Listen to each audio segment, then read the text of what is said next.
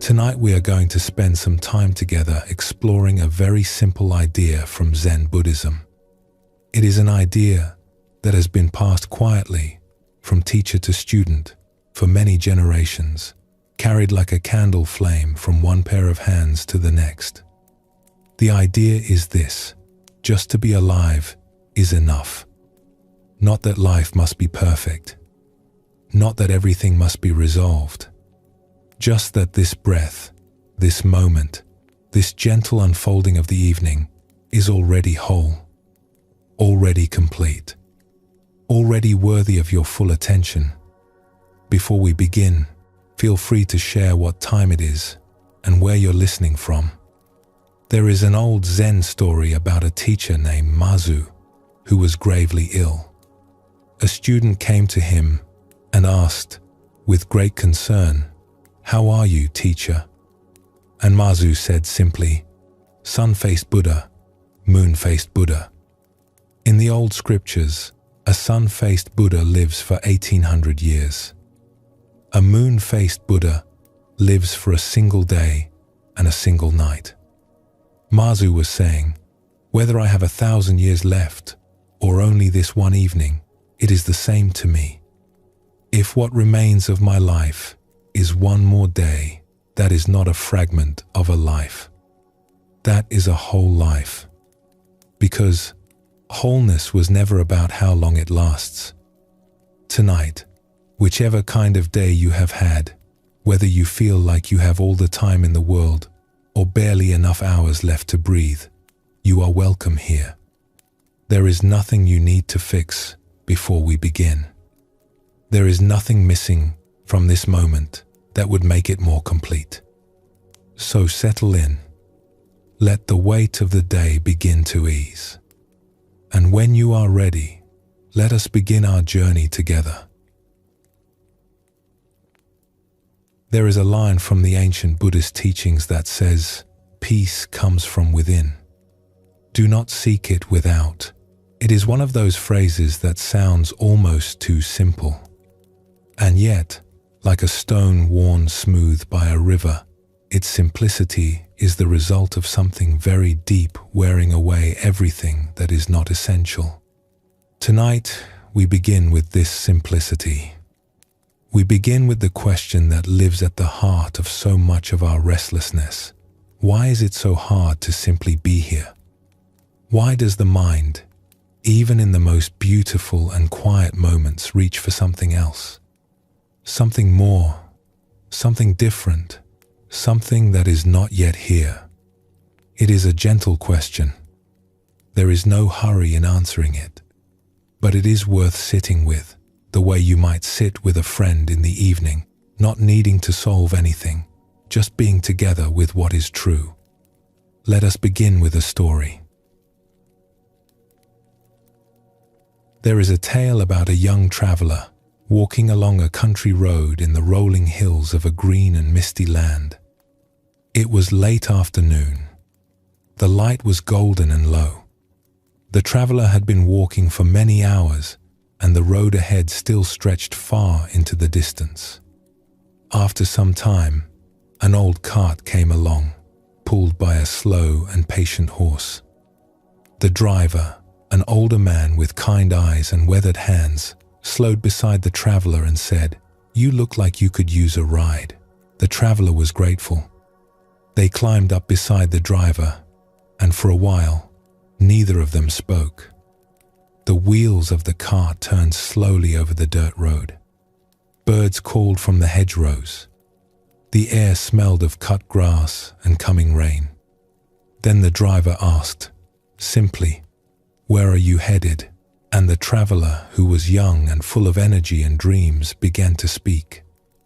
"Well," they said, "first I am going to study with a famous teacher in the East.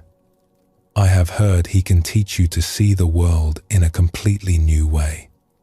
And then I want to learn about herbs and healing, because I have always been drawn to that.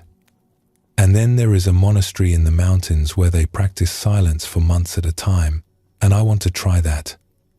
And I have heard about a woman in a coastal village who teaches the old songs, and I would love to learn to sing like that." and there is a form of bodywork that is supposed to release old tension from the muscles and bones. And I want to study the stars, and I want to learn to paint, and I want to, the list went on. And I have heard there is a valley in the far north where people live to be very old because they drink a certain kind of water. I would love to go there and learn their ways.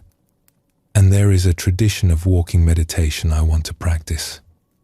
And a kind of pottery that is supposed to teach you patience.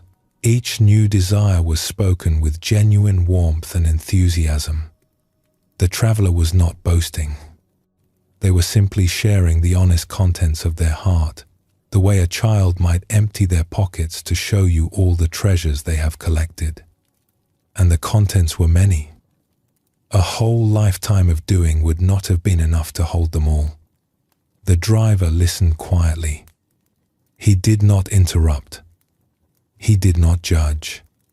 He simply held the reins loosely in his hands and let the horse walk at its own pace. He let the traveler speak until the words began to slow, the way a stream slows as it reaches a wide, flat plain. And then, after a long and comfortable pause, the driver turned and looked at the traveler with gentle eyes. "You carry a great many wishes, don't you?" he said. It was not a criticism. It was an observation, as soft as the evening light. But something about it landed in the traveler's chest in a way they did not expect. They opened their mouth to respond, and then closed it. For the first time, they felt the weight of all that wanting. Not the joy of it, which was real, but the weight. The sheer volume of things they believed they needed to experience before life could feel complete. The cart rolled on. The horse walked steadily. And in the silence that followed, the traveler noticed something they had not noticed before. The sky was enormous. The hills were soft and green. The air was sweet. And this moment, right here on this simple cart, on this ordinary road, was already full, already alive, already enough. They did not say any of this out loud, but something shifted quietly inside them, a small, almost invisible loosening, like a fist that had been clenched for so long it had forgotten it was clenching, and now, very gently, began to open. The Buddha once said, "It is in the nature of things that joy arises in a person free from remorse." Perhaps we could add, it is also in the nature of things that peace arises in a person who, even for a moment, stops reaching for what is not here. Not because the reaching is wrong, but because the peace was already waiting just beneath it. There is a beautiful thread in the Zen tradition, a way that wisdom travels not through books or lectures, but through simple human encounter. One person, sitting with another, and something true passing between them like light through a window. The phrase, "just to be alive is enough," has traveled in this way. It was spoken by an old Zen teacher to his student many years ago in a monastery where the mornings were quiet and the practice was deep. And that student carried those words with him for a long time, the way you might carry a small, smooth stone in your pocket, touching it now and then to remember something important. The student did not fully understand the words at first. How could he? He was young. His mind was full of questions and ambitions and plans. But the words stayed with him, patient as a seed in winter soil, waiting for the right season. And years later, that student, now a teacher himself, was driving across a bridge with a young person beside him. They were talking about life, about practice, about what matters. The young person was telling him about all the things they were doing, all the places they were going, all the paths they were walking. And at some point, the teacher turned and said those words, "Just to be alive is enough." He did not explain them. He did not elaborate. He simply offered them the way you might offer someone a glass of water on a warm day. And something in the young person heard it, really heard it, the way you sometimes hear a bell, not with your ears but with your whole body. It was not an instruction. It was more like a gift, a piece of good news, passed from hand to hand across the years. A quiet light carried from one generation to the next, never dimming.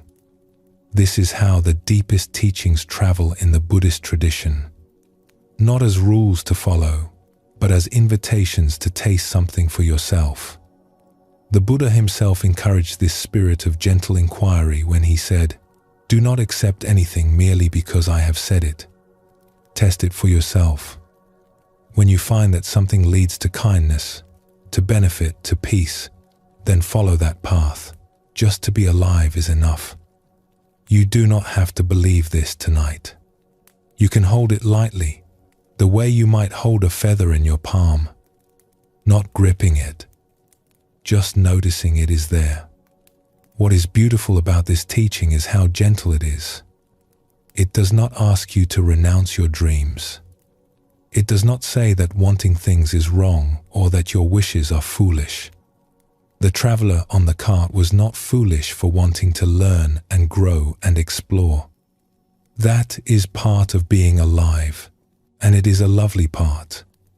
But there is a difference between wanting something and believing you cannot be at peace until you have it. There is a difference between holding a wish in your open hand and clutching it so tightly that your fingers ache. The old Zen teachers would sometimes say, "Have goals, but do not be had by them." It is a small shift, but it changes everything. Think of it this way. When you hold a cup of tea, you hold it gently. If you grip it too tightly, you might break it, or burn yourself, or spill it everywhere. The tea does not ask to be held tightly. It asks to be held with care. And in the same way, your wishes, your hopes, your plans for the future, they do not need to be gripped. They can be held gently. And when they are held gently, there is room for something else to be noticed. The warmth of the cup, the smell of the tea, the simple pleasure of sitting still. And perhaps, as we sit with this idea together, we can begin to notice all the quiet ways we tell ourselves the opposite. All the subtle stories that whisper, "Not yet, not enough. When this is different, then I will be at peace. When that is resolved, then I will rest. When I have accomplished this one more thing, then I will feel complete." These stories are not bad. They are very human. We all carry them. But tonight, just for tonight, we can set them down for a little while. We can let them rest beside us, the way a traveler might set down a heavy pack and sit for a moment by the road. The pack will still be there in the morning. But right now, there is just the evening. Just the breath. Just this. There is a saying in the Zen tradition, "Sitting quietly, doing nothing, spring comes, and the grass grows by itself." It is a reminder that so much of what we long for does not require our effort. It requires our presence. It requires us to stop and notice and allow what is already happening to be enough. Let us explore this feeling together through a scene you may recognize from your own life. Imagine someone on the last night of a long trip. They have been staying in the mountains, far from the noise and pace of daily life. For several days, they have been walking quiet trails, breathing clean air, letting the rhythm of the natural world slowly replace the rhythm of their busy mind. And now it is the final evening. Tomorrow they will pack their things and return to the life that is waiting for them. But tonight, they are lying on their back on the soft earth, looking up at the sky, The stars are extraordinary, not because they are doing anything special, but because they are simply there, scattered across the darkness like 1,000 tiny lanterns. The air is cool but comfortable. There is the faint sound of water moving over stones somewhere nearby. The smell of pine and damp earth and wood smoke. The body is tired in a good way, the kind of tiredness that comes from walking a long distance and then resting fully. Somewhere an owl calls, low and unhurried. The sound seems to belong to the darkness the way a stone belongs to a riverbed. It does not interrupt the quiet. It deepens it. And in this moment, something is very clear. Nothing is missing. There is nowhere to go. There is nothing to fix.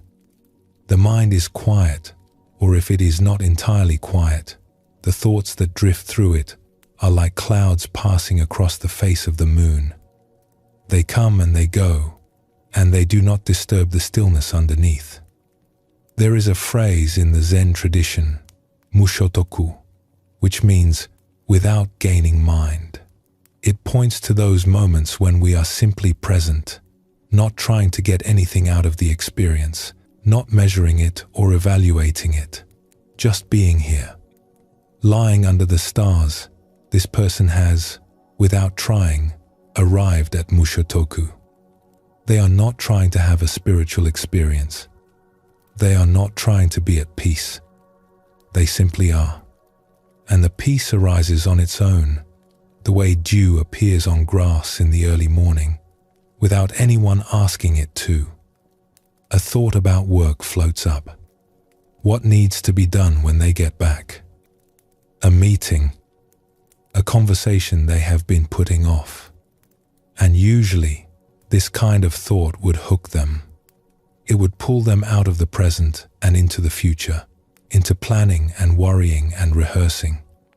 But tonight, something in them simply says, not now, not with force, not with resistance. Just a gentle turning away, the way you might turn from a window to face a fire. The thought drifts by, and the stillness remains. The stars remain. The quiet remains. A memory surfaces. Something that happened months ago. A difficult conversation. A moment of embarrassment or regret. And again, usually, this memory would pull them backward, into the past, into replaying and wishing things had gone differently. But tonight, the memory rises and then dissolves, like breath on cold air. It has no weight. It has no pull. Because this moment, here, under the stars, is so palpable, so full, so real, that the past simply cannot compete with it. This is what it feels like when just to be alive is enough. Not a grand realization, not a blinding insight, just a quiet settling, a recognition that this, right here, is complete. The stars are not going anywhere, and neither are you. The Buddha spoke of this quality when he said, "Do not dwell in the past. Do not dream of the future. Concentrate the mind on the present moment." He was not saying that the past and the future are unimportant. He was pointing to something simpler, that the present moment is where life actually lives. It is the only place where the stars are real, where the breath is real, where you are real. Everything else is a thought about something that is not here. And you have felt this. Perhaps not under the stars, but somewhere.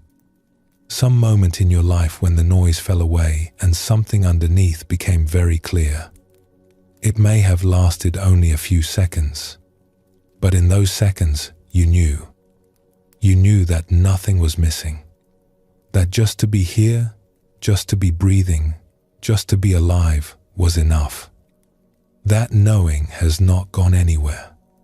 It is still inside you, the way the sky is always behind the clouds. Tonight, As you rest here, you are simply making a little space for it to shine through again.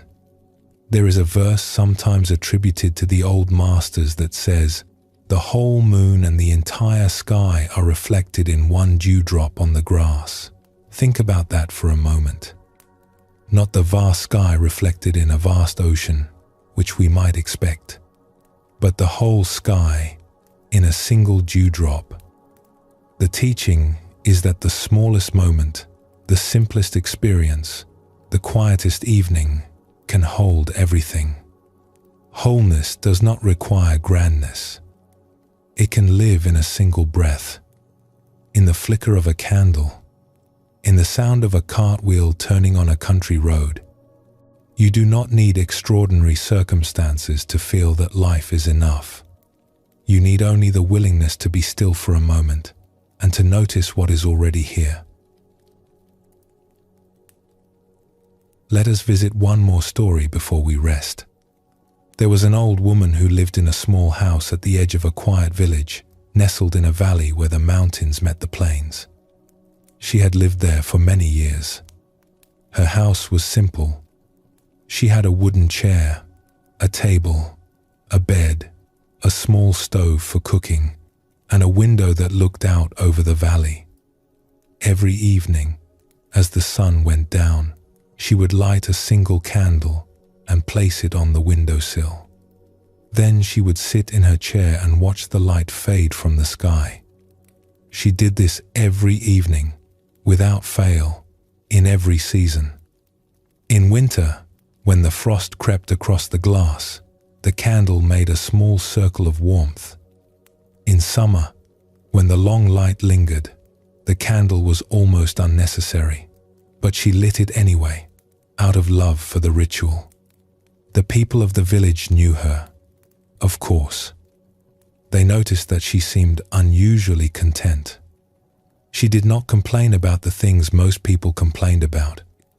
She did not seem to want what she did not have. She was kind to everyone, but she did not need anyone's approval or attention. There was a steadiness about her, a warmth, like the candle she lit each evening. Children liked to be near her, the way they like to be near a warm stove on a cold day, without quite knowing why. From time to time, someone from the village would come to visit her. Often they came because they were struggling with something, a worry, a sadness, a restless feeling they could not name. They would sit with her, and often they would leave feeling lighter, though they could not always explain what had changed. One evening, a young woman came to her door. She was anxious and unsettled. She sat down across from the old woman and said, "Everyone tells me you know the secret of happiness. What is it? I have tried so many things. I have read books. I have traveled. I have worked hard. I have tried to be a good person. But I still feel like something is missing." The old woman listened. She did not rush to answer. She poured the young woman a cup of tea and sat with her for a while in silence, the way the Zen teachers do. Then she said, "Can I tell you what I do each evening?" The young woman nodded. "Each evening, I light this candle, and I sit here, and I watch the sky change. That is all." The young woman waited for more, but there was no more. "But what are you looking at?" she asked. "What are you thinking about? What are you trying to achieve?" The old woman smiled. "I am not looking at anything in particular," she said. "I am not trying to achieve anything. I am just here, and that is enough." The young woman frowned. It could not be that simple. There had to be more to it. A technique, a practice, a secret teaching. She thanked the old woman politely and went home, a little disappointed. But something strange happened over the following weeks. The old woman's words kept returning to her at unexpected moments. While she was washing her hands, while she was walking to the market, while she was lying in bed at night, waiting for sleep. I am just here. And that is enough. Each time the words returned, something in her softened. Not dramatically. Not in a way she could point to and say, "There, that is it," but softly, quietly, like snow melting in spring. The tight knot of wanting that she carried in her chest began, very slowly, to loosen. One evening, the young woman found herself standing at her own window. The sun was setting. Without thinking, she paused. She did not light a candle. She did not sit down. She simply stood there for a moment and watched the sky change color. Orange to pink to violet to a deep, tender blue. And for just a breath, maybe two, she was not reaching for anything. She was not waiting for anything. She was simply here. It did not last long. The ordinary rhythms of the evening soon returned. But she smiled to herself because she understood, in her body rather than in her mind, what the old woman had meant. She did not become the old woman. She did not move to a small house and light candles. She continued to live her life, with all its busyness and complexity. But something had changed. She had tasted, even briefly, the possibility that nothing was missing. And once you taste that, even once, it stays with you. It becomes a quiet companion, a place you can return to again and again whenever the noise of the world grows too loud. In the Buddhist tradition, there is a word for this kind of contentment. It does not mean that you stop caring about the world. It does not mean you give up your dreams. It simply means that your peace does not depend on things being different than they are, right now, in this moment. You can want things and still be at peace. You can work toward a better future and still be at rest. Because your rest does not come from what you have. It comes from the quiet willingness to be fully here with what is. As the Buddha gently reminded his students, enough is a feast. Not because there is always plenty on the table, but because the heart that knows how to rest is always nourished. So tonight, as you lie here, let us try something very simple. You do not need to sit up or change your position. You do not need to concentrate or try hard at anything. In fact, trying hard is the opposite of what we are doing. We are practicing the gentle art of not trying at all. Simply notice where you are. Notice the surface beneath you, how it holds you without effort. Notice the air around you, how it touches your skin. Notice the gentle rhythm of your breathing, the way it comes and goes without your effort, the way it has been coming and going your whole life, faithfully, without once asking for your permission or your praise. Isn't that remarkable when you stop to think about it? All day long, your breath has been with you. Through every conversation, every task, every worry, every joy, your breath has been quietly arriving and quietly departing. It asks nothing of you. It simply gives. And imagine, if you like, that you are lying under a wide and open sky. The stars are out. The air is soft. There is nothing to do. There is nowhere to be. There is no one you need to become tonight. You are simply here, alive, breathing, and that is enough. If thoughts come, let them come. If they go, let them go. You do not need to chase them or push them away. They are like clouds drifting across a vast sky. The sky is not bothered by the clouds. It simply holds them gently and lets them pass.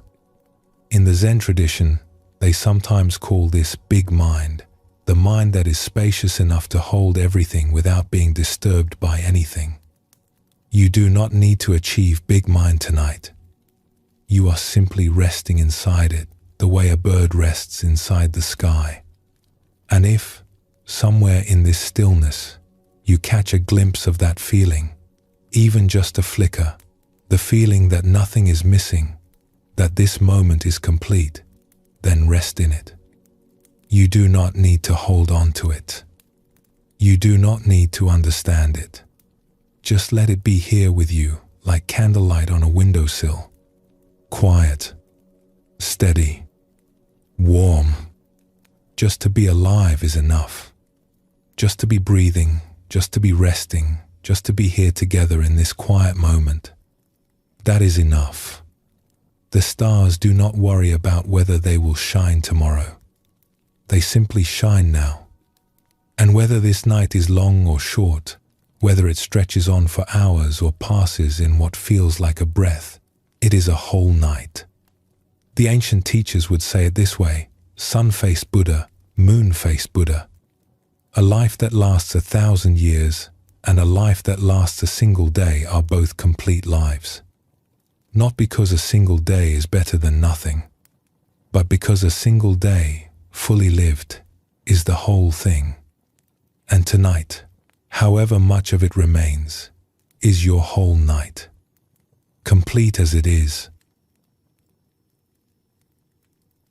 Let us pause here for a moment. Notice how you feel, and whenever you are ready, we will continue together.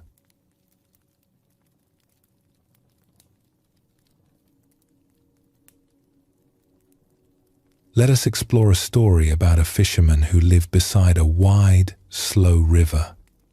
Every morning, before the mist had lifted, the fisherman would carry his net down to the water's edge. The path from his small house to the river was worn smooth by years of his footsteps. He knew every stone, every root, every place where the grass grew tall. The river was generous.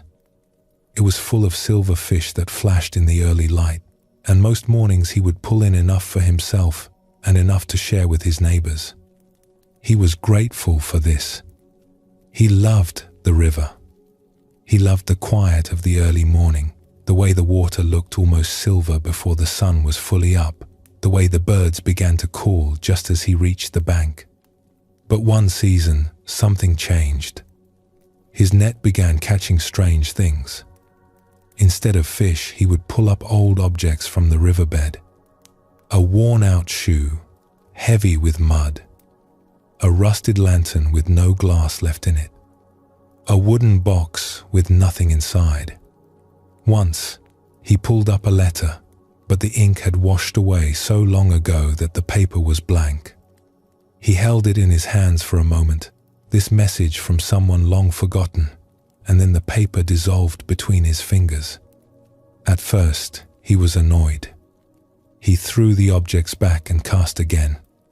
But the same thing kept happening. Day after day, his net snagged on old things that the river had been carrying downstream for who knows how long, tumbling along the bottom where no one could see them. One evening, he went to visit an older fisherman who lived further along the bank. He told him what had been happening. The older fisherman listened and nodded slowly. "Where are you casting?" the older fisherman asked. "Deep," the fisherman said. "Near the bottom. That is where the biggest fish are." The older fisherman smiled. "That is also where everything that has been lost ends up," he said. "The river carries it all downstream. Shoes, lanterns, old tools, old sorrows. It all settles to the bottom eventually. If you drag your net along the bottom, you will catch the past." "Then where should I cast?" the fisherman asked. "Higher," the older fisherman said. "Near the surface, where the water is fresh. The fish are there too, you know. They are just waiting for you to notice them." The fisherman went home and sat on the bank as the sun went down. He looked at his net. It was tangled with bits of old rope and river debris. And something occurred to him, quietly, the way realizations often come, not like thunder, but like the first light of dawn. The net was catching the past, not because the river wanted to give him the past, but because his net was dragging too deep, too close to the bottom where old things settle. He began to cast differently. He let the net float higher in the water, closer to the surface, where the current was fresh and alive. He stopped dragging it along the bottom, and the old things, the shoes and the lanterns and the empty boxes, they kept flowing past, as they always had, but now they flowed past without getting caught. The river had not changed, only the way he met it. There is something in this story that touches one of the oldest teachings in the Buddhist tradition. Over 2,000 years ago, the Buddha sat with his students on a quiet evening and offered them a teaching that has come to be known as the Discourse on the Auspicious Night, or, as some translate it, the Wonderful Day. The heart of what he shared was simple. He said, "Do not chase after what has already passed. Do not place all your hopes on what has not yet arrived. What is here, right now, see it clearly, rest in it fully, and live this day as though it matters, because it does." He was sitting with his students under the open sky, and perhaps some of them could feel what he meant, right there in that moment. The warm evening, the sound of each other's breathing, the simple fact of being together, alive, with nothing urgent to attend to. Just this. But the teaching goes deeper than a pleasant evening. Because most of us, even in our quietest moments, are not entirely here. Part of us is still back in something that happened yesterday, or last week, or years ago. And part of us has already leapt ahead to tomorrow, to next month, to some imagined future where things will finally be the way we want them to be. And the present, which is the only place we actually are, sits here quietly, waiting for us to notice it. The Buddha was not saying that the past is meaningless or that the future does not matter. He was pointing at something more tender than that. He was saying that when we chase the past, when we grab hold of old memories and old hurts and pull them into the present moment, we leave this moment behind. And when we lean so far into the future that all our happiness depends on something that has not happened yet, we also leave this moment behind. And this moment, he seemed to say, is where your life actually is. It is a remarkable thing to consider.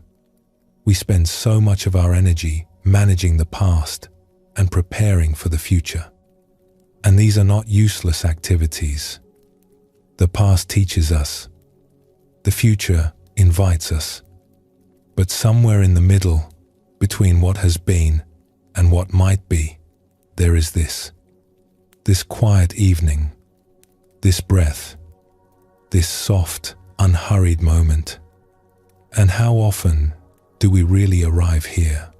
How often do we let the past be the past and the future be the future, and simply settle into the present, the way you might settle into a warm bath at the end of a long day? The old Zen teachers had a phrase for this quality of presence. They called it beginner's mind. It is the mind that meets each moment as if for the first time, not weighed down by what it already knows, not leaning forward into what it expects, just open, just here, like a child seeing snow for the first time, or hearing music, or watching a candle flame. You had beginner's mind once, naturally, without trying.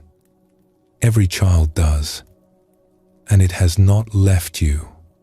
It is simply waiting, beneath the layers of habit and worry and planning, for a quiet moment when it can surface again.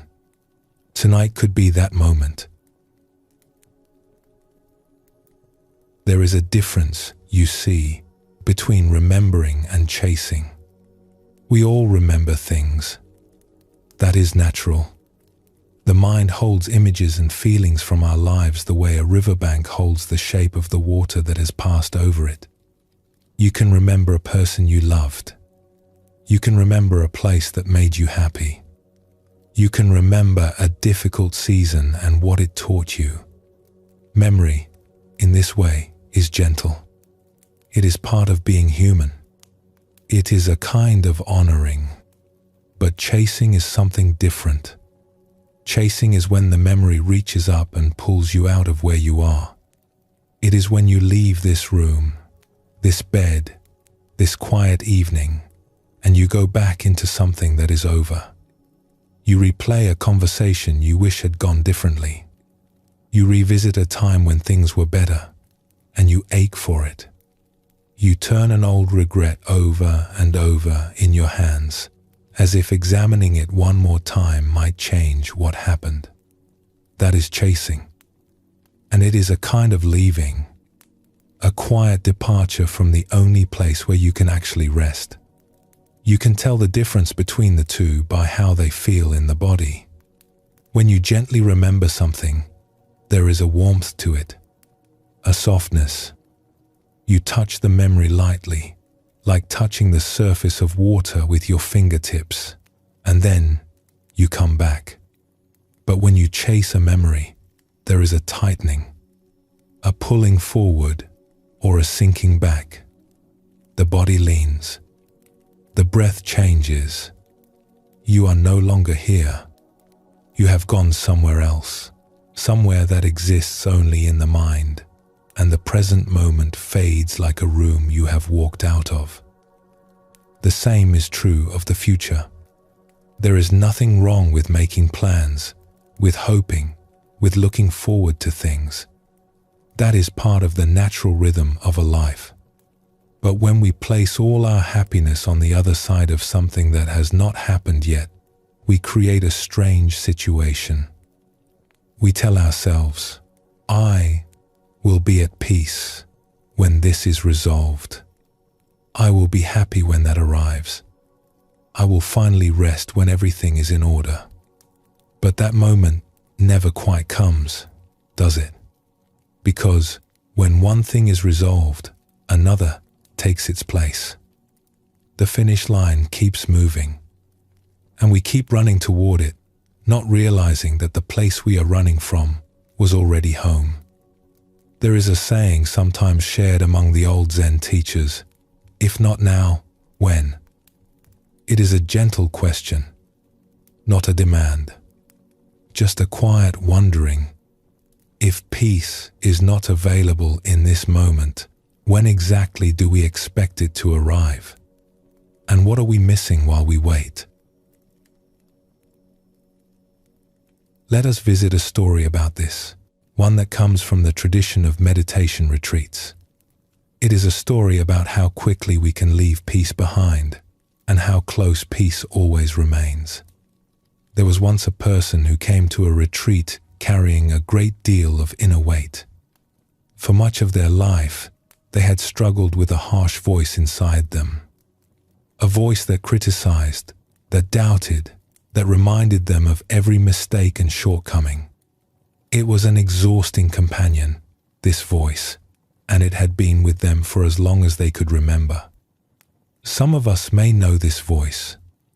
It has different things to say to each of us, but the tone is always the same. Always urgent. Always certain that we are not quite enough.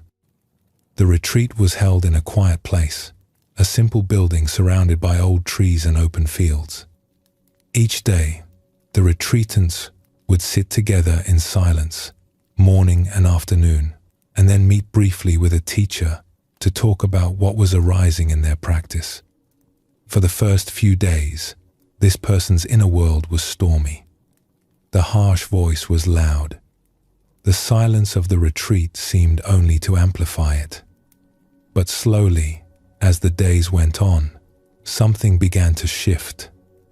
The way a lake settles after a wind dies down, the surface of their mind began to grow still.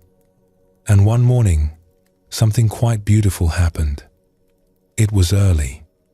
Sunlight was coming through the windows of the meditation hall at a low angle, making everything golden and warm. The room was very quiet. And in that quietness, this person found, to their surprise, that the harsh voice had gone silent. Not because they had fought it or pushed it away, but because the stillness had grown so deep that the voice simply had nothing to hold on to. It was like a fire that had run out of fuel. After the sitting, they went to meet with their teacher. The teacher was sitting in a small room, in a simple chair, by a window. And as the person entered and sat down, it was clear that they were different. There was a softness in their face, a calm in their eyes that the teacher had not seen before. For a little while, neither of them spoke. They simply sat together in the warmth of the morning, and the silence between them was full and kind. Then the person smiled, and the teacher smiled back. "It is peaceful today," the person said quietly. "Yes," the teacher said. "It is." And then, after a moment, the person's expression began to change. "But yesterday," they said, "yesterday was so difficult." There was a moment when someone said something during the walking period, and it reminded me of a situation I have been struggling with at home, and I felt this wave of frustration, and then I started thinking about all the times, and the teacher watched something remarkable happen. As the person spoke about yesterday, the peace left their face. It drained away like color leaving the sky at dusk. Their shoulders tightened. Their brow furrowed. Their breathing became shallow. The warmth that had been so present just moments ago was replaced by something contracted and heavy. They had been at peace. Completely, genuinely at peace. And then they had reached back into the river and pulled out yesterday's debris, and now they were holding it, and it was changing them, right there, in real time. The teacher sat with this. There was nothing to fix. It was not a mistake the person had made. It was simply the habit of the mind, the deep habit of chasing the past, of believing that our stories about yesterday are more real than the stillness of right now. The teacher felt a gentle sadness watching this. Not a heavy sadness. More like the feeling you get when you see someone set down a cup of cool water on a hot day, untouched, because they are too busy talking about the water they drank yesterday. The water is right there. The refreshment is right there. But the person has turned away from it to visit a memory. After a while, the teacher said gently, "Can you feel what just happened?" The person paused, and slowly, they could. They could feel the difference between where they had been a few minutes ago and where they were now. The peace had not gone anywhere. It was still here, in the room, in the morning light, in the space between them. But the person had left it, briefly, to visit a place that no longer existed. "Where did the peace go?" the teacher asked. The person thought for a moment. "It did not go anywhere," they said, surprised. "I went somewhere." "Yes," the teacher said. "That is all that happened." And in that recognition, something softened again. The person took a breath. They looked around the room, at the light on the wall, at the simple chair, at the teacher's patient face. And the peace, which had been here all along, began to return. Not because anyone brought it back, but because the person stopped leaving. This is what the Buddha meant by chasing the past. Not that we must never think about what came before, but that we can notice when a memory stops being a gentle visitor and starts becoming a place we move into, a place that pulls us out of this moment which is the only moment that is real. There is a tenderness in this teaching. It does not scold us for having minds that wander. Of course, the mind wanders. It has been wandering for your entire life. It is very good at it. But the teaching says, you are not your wandering mind. You are also the one who can notice the wandering and gently return. You are the room, not just the person who keeps leaving it. And each return is complete. It does not matter how many times you have left. It does not matter how far you have gone. The return is always available, always fresh, always whole.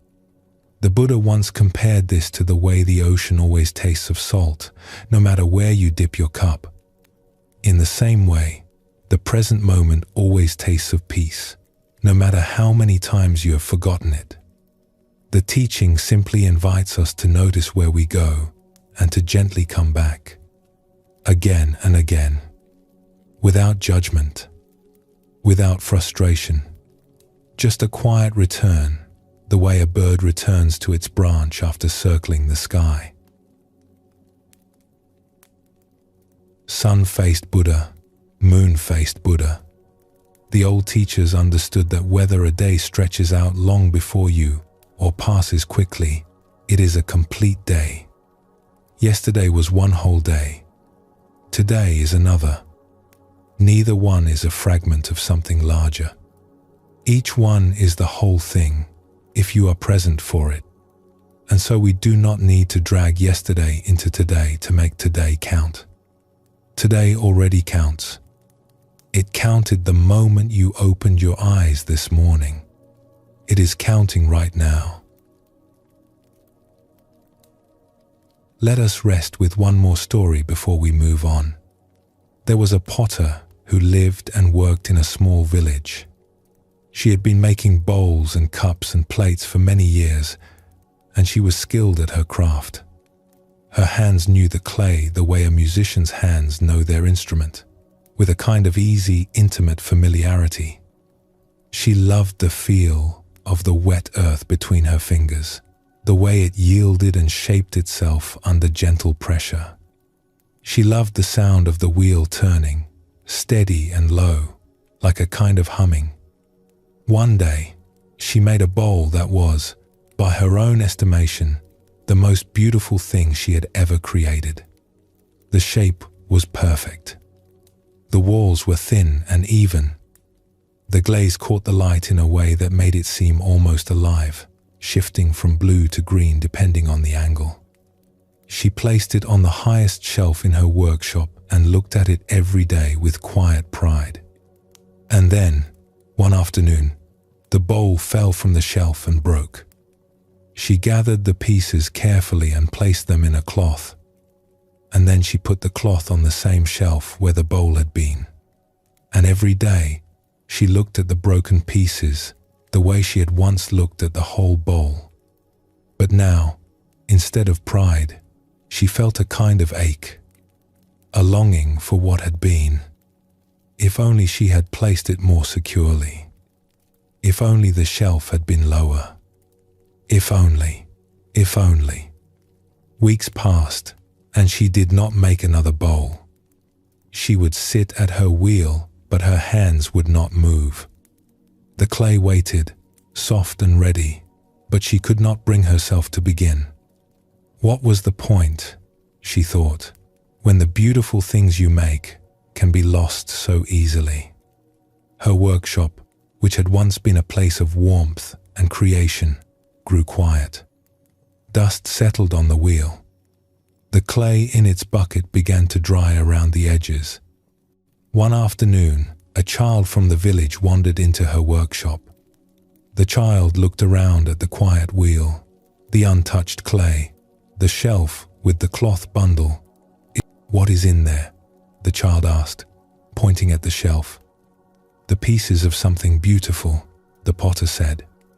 The child climbed up on a stool and peeked at the broken pieces. They turned one over in their small hands, examining it with curiosity rather than sadness. Then the child looked at the potter's wheel and at the soft clay beside it.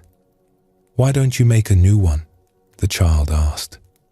The potter opened her mouth to explain, to say that it would not be the same, that the bowl had been special, that some things cannot be replaced. But the child was not really listening. The child had already picked up a small lump of clay and was squishing it between their fingers, delighted by the softness of it, giggling at the way it squeezed through the gaps. And watching this, something loosened in the potter. The child was not mourning the past. The child was not worried about the future. The child was simply here, with the clay, with the softness, with the pleasure of touching something alive and willing.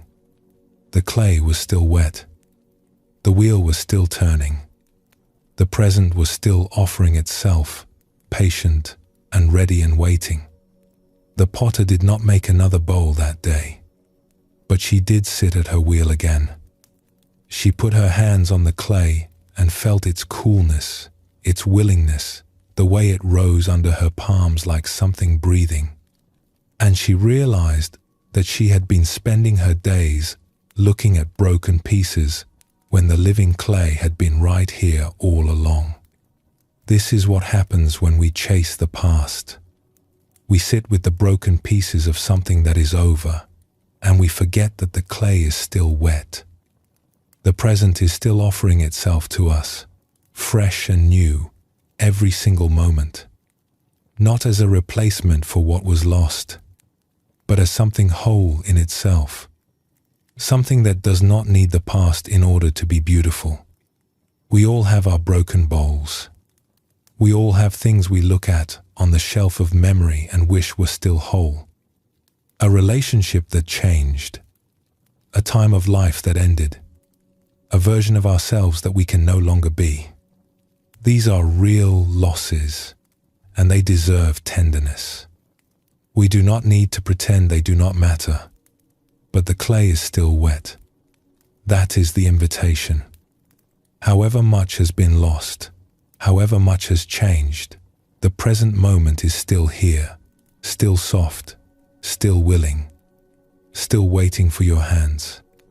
The Buddha put it simply when he said, "The past is already gone.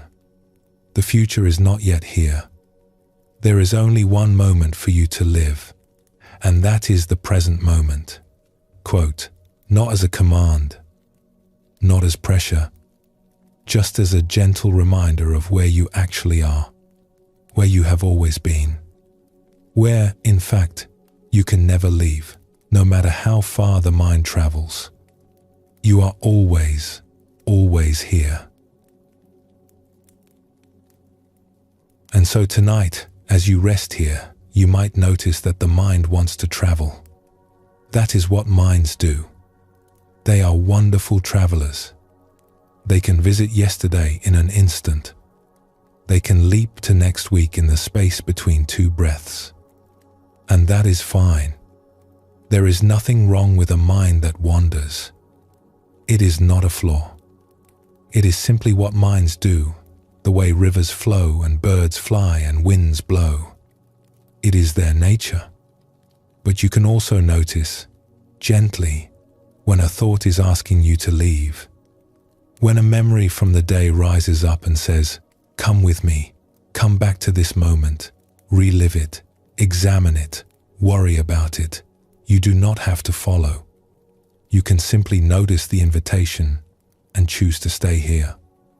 Not with force, not with effort, just with a quiet, kind preference for where you actually are. Like the fisherman who learned to let the old things flow past. Like the potter who remembered that the clay was still wet. Like the person on retreat who discovered that peace was still in the room, even after they had wandered away from it. The river is always flowing. It will always carry things downstream. Old joys, old sorrows, old conversations, old days. You do not have to catch them all. You can let them pass. You can let tonight be tonight. You can let this breath be this breath. And in the morning, the river will still be there, fresh and new and full of life. But that is tomorrow's river. Tonight, there is only this one, this quiet current, this gentle moment, and that is enough. Let us pause here for a moment. Let the day settle, like silt falling gently to the bottom of a still pond. And whenever you are ready, we will go on together.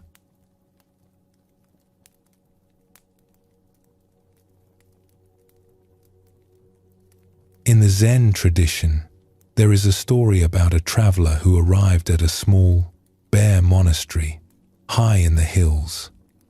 The buildings were old and simple. The garden was mostly stones and moss. The monks owned very little. There was no gold on the altar, no silk on the cushions, no fine paintings on the walls. The traveler looked around and said, with some concern, "You have nothing here." The abbot, an elderly teacher with a calm face, looked at the traveler and then looked out the window. It was evening. The sky was turning from gold to violet.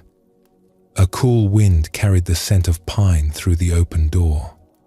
Somewhere in the distance, a bell was ringing. "We have the moon," the abbot said. "We have the wind. And we have the morning." The traveler did not know what to say to this. He had come expecting wisdom of a grand and complicated kind. He had imagined scrolls and ancient texts, perhaps a secret teaching, perhaps a technique that would transform his understanding. Instead, he was being told about the wind. He stayed 3 days at the monastery. The monks rose early, sat in silence, tended the garden, cooked simple meals, and went to sleep when the sky grew dark. Nothing remarkable happened.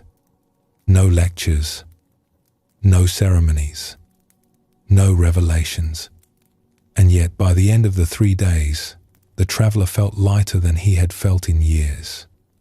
On the morning he was leaving, he asked the abbot, "I came here looking for something, and I did not find it. And yet I feel as though I have found something." "What happened?" The abbot smiled. "Perhaps you did not find anything," he said. "Perhaps you simply put something down." Later that night, lying on a thin mat in the guest room, listening to the wind move through the pines outside his window, the traveler felt something he had not felt in a very long time. He felt that nothing was missing. Not because everything had been provided, but because so little stood between him and the world that he could actually feel it. The moon through the window, the cool air on his face, the simple sound of breathing, the soft weight of the blanket, everything ordinary, everything enough. Sun-faced Buddha, moon-faced Buddha. A monastery that lasts for centuries and a monastery that stands for a single generation are both whole monasteries. The abbot with the moon and the wind knew this. He did not need more time, more possessions, more of anything in order to be complete. This moment, with its wind and its moonlight, was already the whole thing. This brings us to one of the most surprising ideas in all of Buddhist teaching. It is an idea that sounds, at first, like it cannot possibly be true. And yet, the more you sit with it, the more it begins to make a quiet, undeniable kind of sense. The idea is this: what if having enough does not come from getting more? What if it comes from letting go? Now, this is a strange thing to say. Everything we have been taught suggests the opposite. From the time we are very young, the message is clear. If you want to feel secure, acquire security. If you want to feel successful, acquire success. If you want to feel loved, find someone to love you.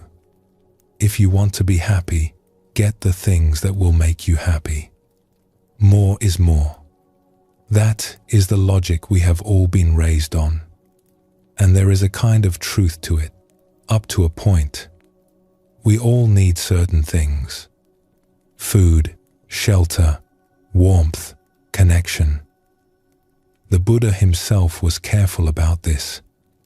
He did not teach that material needs are unimportant. He fed his students. He made sure they had robes and shelter. He understood that a hungry body makes for a restless mind. But beyond the basic needs, something curious happens.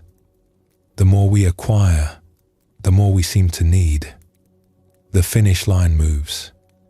You get the thing you thought would bring peace, and for a little while, it does.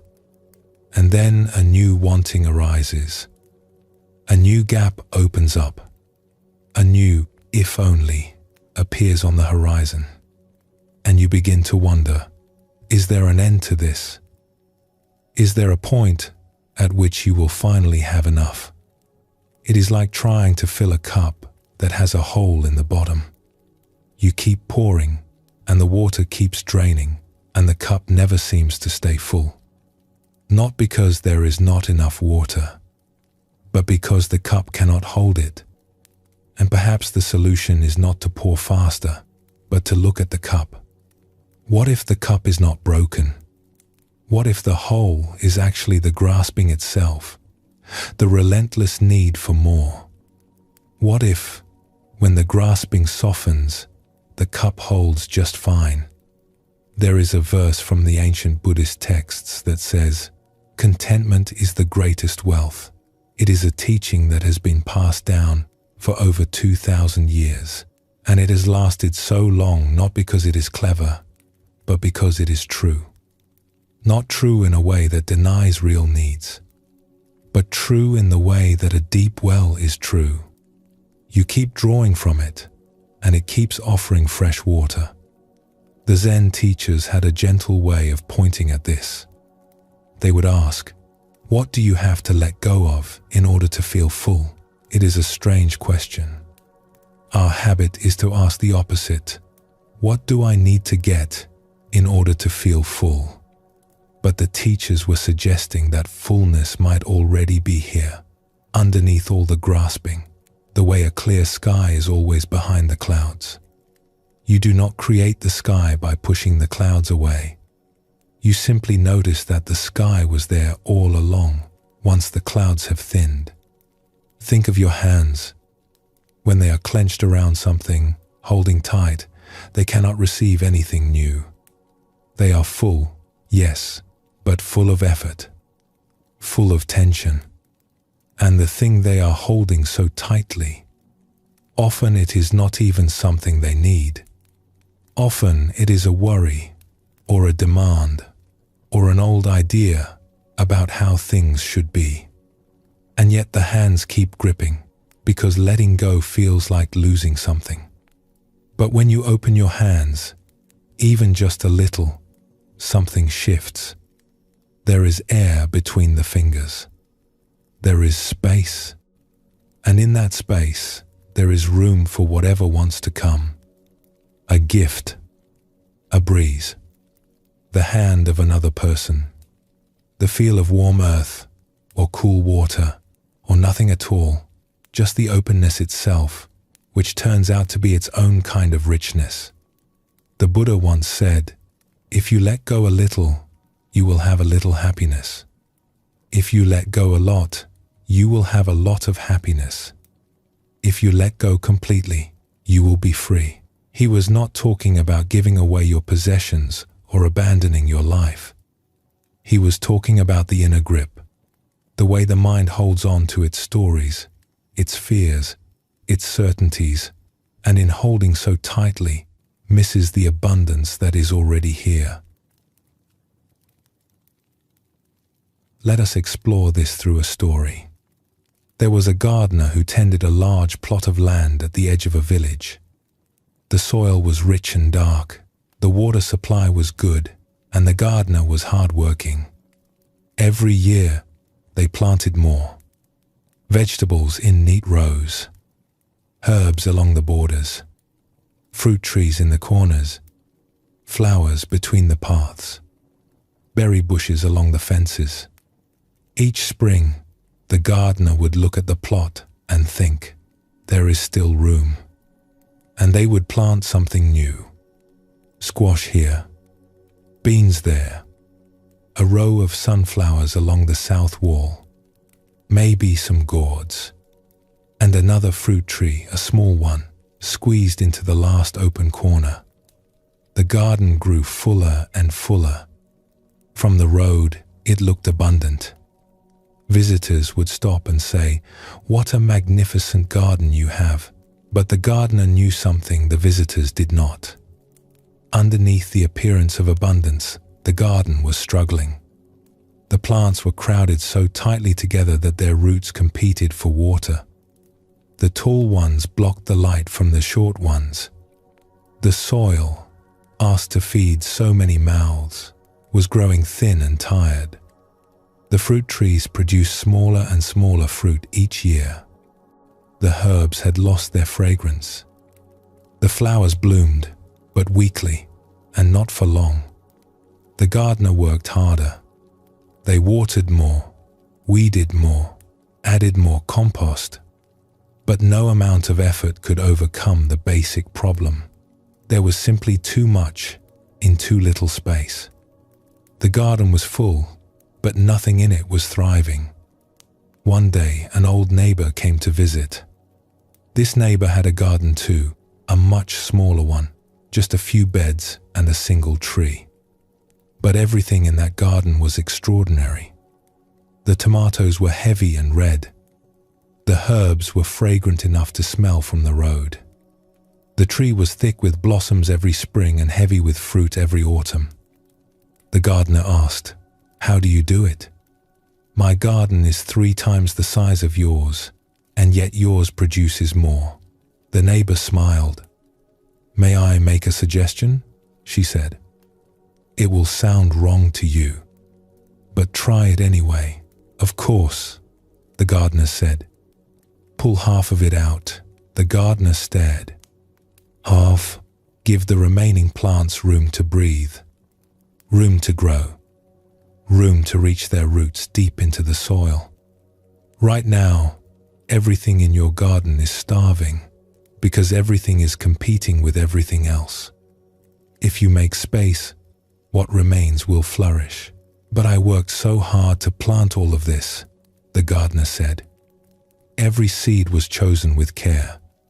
Every tree was planted with hope. How can I just pull them out?" The neighbor nodded. She understood. "I know," she said. "It feels like giving up. It feels like moving backward. But think of it this way. You are not taking away from the garden. You are giving it the one thing it does not have: space." The gardener sat with this for several days. She walked through her crowded rows and looked at the plants that were struggling, the thin stalks, the pale leaves, the flowers that barely opened. She could see what the neighbor meant, but the thought of removing anything still felt like a kind of loss. And then, one morning, she understood something. She was not keeping all these plants because they were thriving. She was keeping them because letting go felt like failure. She was holding on, not out of love for the garden, but out of fear of having less. And that realization, quiet as it was, changed everything. That spring, she pulled out half the plants. She removed the extra fruit trees. She cleared the crowded rows. She left wide, open spaces between what remained. It felt strange. The garden looked bare. The gardener felt a twinge of loss every time they looked at the empty spaces. But then something happened. Slowly at first, and then unmistakably. The remaining plants, given room, began to grow as they had never grown before. The tomatoes swelled, heavy on the vine, warm in the afternoon sun. The herbs grew thick and tall and filled the air with scent, so that you could smell the basil and the thyme from all the way down the path. The single remaining fruit tree, no longer competing for light and water, produced more fruit that summer than all the crowded trees had produced together the year before. Its branches bent low with the weight of it, and the gardener had to place wooden supports under them to keep them from touching the ground. And something else happened, something the gardener had not expected. Because there was less to tend, there was more time to enjoy. The gardener found herself sitting in the garden in the evenings, not working, just sitting, watching the light change on the leaves, listening to the bees move from flower to flower, feeling the warmth of the soil through the soles of her feet. She had been so busy filling the garden that she had never actually been in it. Not like this. Not with this kind of quiet attention. The garden was half the size, and it was, for the first time, truly abundant. Not because of what it had, but because of what it no longer carried. Space had become its greatest gift. There is a question here that is worth sitting with, gently, the way you might sit with a cup of warm tea. What do we have to let go of in order to feel full? It sounds like a riddle, but it is not. It is something we have all experienced, in small ways, even if we did not recognize it at the time. Think of a time when you stopped trying so hard in a conversation, and the conversation suddenly became real. Something loosened between you, and you both started saying what you actually meant, instead of what you thought you should say.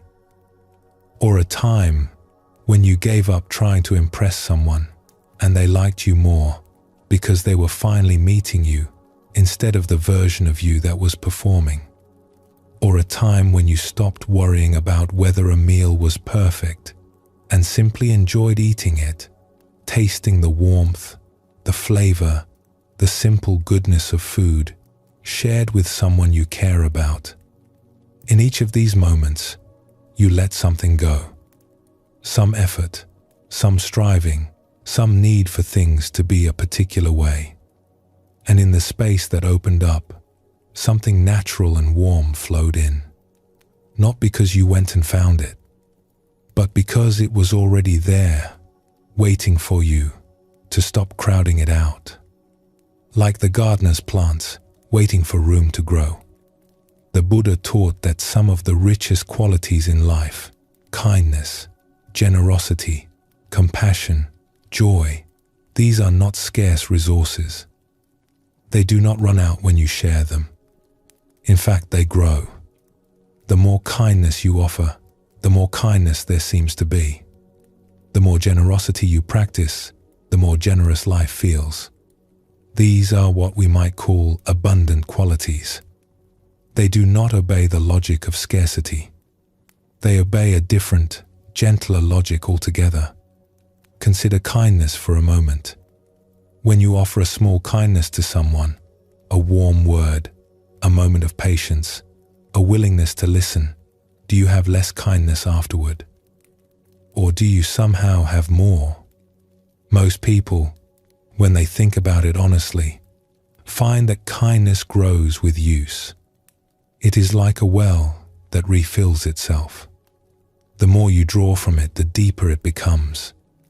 The same is true of love in its most spacious form.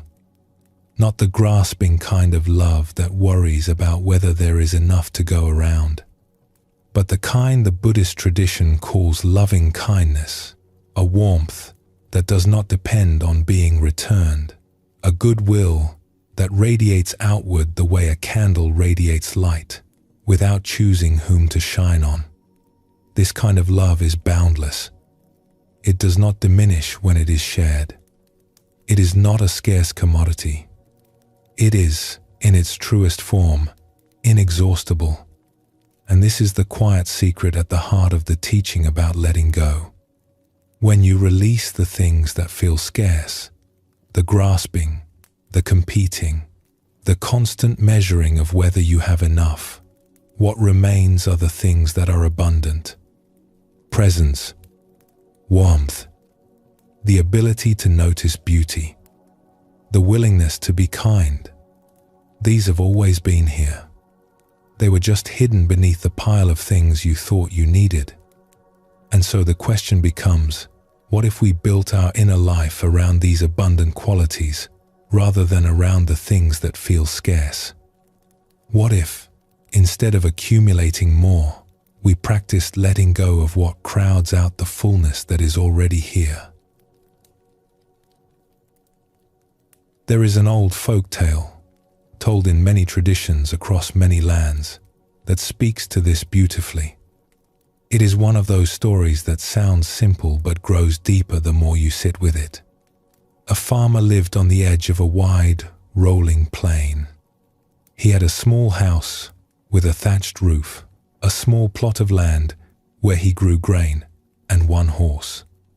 The horse helped him plow the field, carried his goods to market, and was, in many ways, the center of his livelihood. The farmer was not wealthy, but he was steady. He woke each morning, tended his land, and slept well at night. One morning, the farmer woke to find that the horse had run away.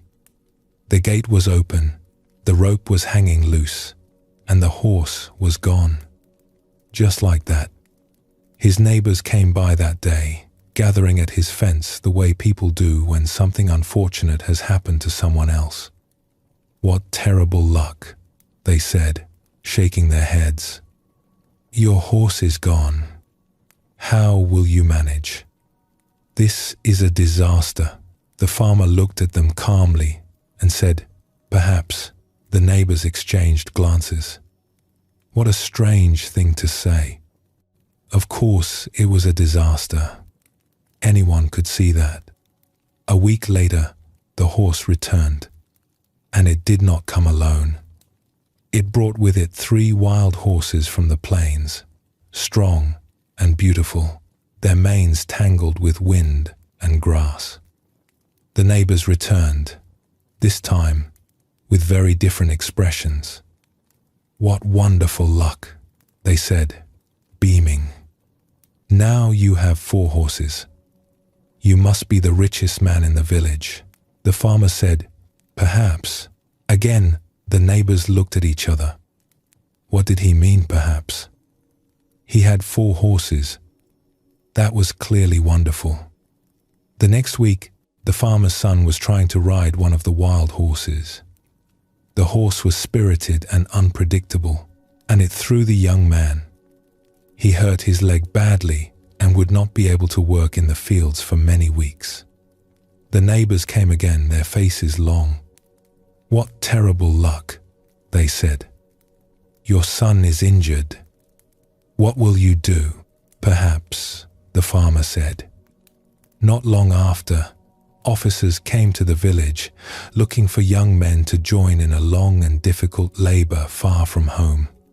Every young man in the village was taken, but the farmer's son, because of his injured leg, was passed over. He stayed home, safe and warm, and in time, he healed fully. The neighbors did not come to comment this time. They were beginning to understand something, though they might not have been able to put it into words. The farmer had not done anything special. He had not been cleverer than his neighbors, or luckier, or more spiritual. He had simply held each moment, each turn of fortune, with open hands. He did not grasp the good things and say, "This must last forever." He did not push away the difficult things and say, "This must not be." He simply met each day as it came and said, "Perhaps," which is really just another way of saying, "I do not know what this means yet. I will wait and see. I will stay here, in this moment, and not leap ahead into conclusions." There is a phrase in the Zen tradition, "Not knowing is most intimate." It sounds puzzling at first. We usually think that knowing is better than not knowing. We want answers. We want certainty. We want to stand on solid ground and say, this is how it is. But what the teachers were pointing at is this. When you let go of your certainty about how things should be, you come closer to how things actually are. And how things actually are, moment by moment, is always richer and more alive than any story you could tell about it. The neighbors saw a horse run away and immediately made it into a story. This is bad. They saw 3 horses arrive and made it into a different story. This is good. They lived inside their stories, bouncing between good luck and bad luck, never quite at peace with either one. The farmer lived in the moment itself, not the story about the moment. And the moment, it turns out, is much roomier than any story. It has space for everything. The good and the difficult, the expected and the surprising, the loss and the return. Open hands can hold all of it. Clenched fists can only hold what they are already gripping. The farmer was not wise because he knew the future. He was wise because he did not pretend to. And in that not knowing, his hands stayed open. And open hands, it turns out, can hold a great deal more than clenched ones. Just to be alive is enough. We have been exploring this idea from different angles tonight, and here, in this question of letting go, it takes on yet another color. What if happiness is not something we build? What if it is something we uncover? The way you might clear away fallen leaves from a garden path and discover that the path was there all along, solid and waiting underneath. There is a teaching in the Buddhist tradition that happiness, in its deepest form, is a natural quality of the heart. It is not something we manufacture or earn or achieve. It is not a reward for good behavior or the result of getting everything right. It is more like the warmth of the sun. It is always shining. But sometimes there are so many clouds, so many layers of worry and wanting and striving that we cannot feel it. And what are these clouds made of? Often, they are made of holding on to how things should be, holding on to who we think we are, holding on to old grievances, old fears, old ideas about what we need in order to be happy. Each one is not so heavy on its own, but together, they can block out quite a lot of light. There is a beautiful image sometimes used in the Buddhist teachings. It is the image of a pool of water. When the water is stirred up, it is cloudy and you cannot see the bottom. But when the stirring stops, when the mud is allowed to settle, the water becomes clear, all on its own. You do not have to add clarity to it. You simply have to stop disturbing it. The same may be true of the heart. You do not have to add happiness to it. You simply have to stop stirring up all the things that cloud it. And how do you stop stirring? By letting go. Not letting go of life, or of the people you love, or of the things that matter, but letting go of the grip, the tightness, the insistence that things must be different before you are allowed to be at peace. What if you could set some of that down? Not all of it. Not forever. Just a little. Just for tonight. The abbot in his bare monastery had so little, and yet he had the moon, the wind, and the morning. And that was enough. Perhaps not because he was a special kind of person, perhaps simply because, with so little in the way, he could feel what was already there. The way you can feel the warmth of a fire more clearly when you step out of the cold. Tonight, resting here, you too have the quiet. You have the breath. You have this gentle moment. And perhaps, if some of the holding softens, even a little, you might feel what has been here all along, waiting, patient, warm. Let us pause here for a moment. You might notice if there is anything you are holding tightly tonight. A thought, a worry, a plan, an expectation. You do not have to put it down. Just notice the holding. And whenever you are ready, we will continue together.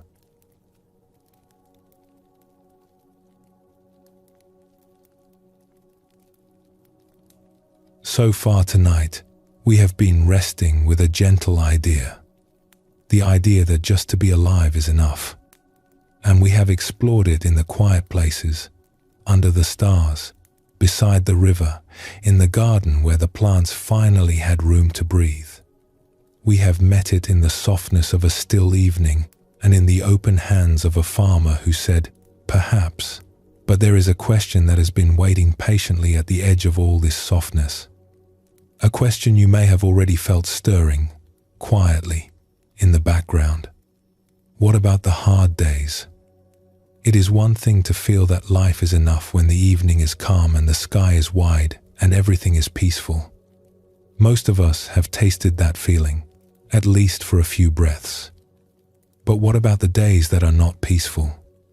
What about the mornings that arrive heavy, when the body aches or the heart feels full of something you cannot quite name?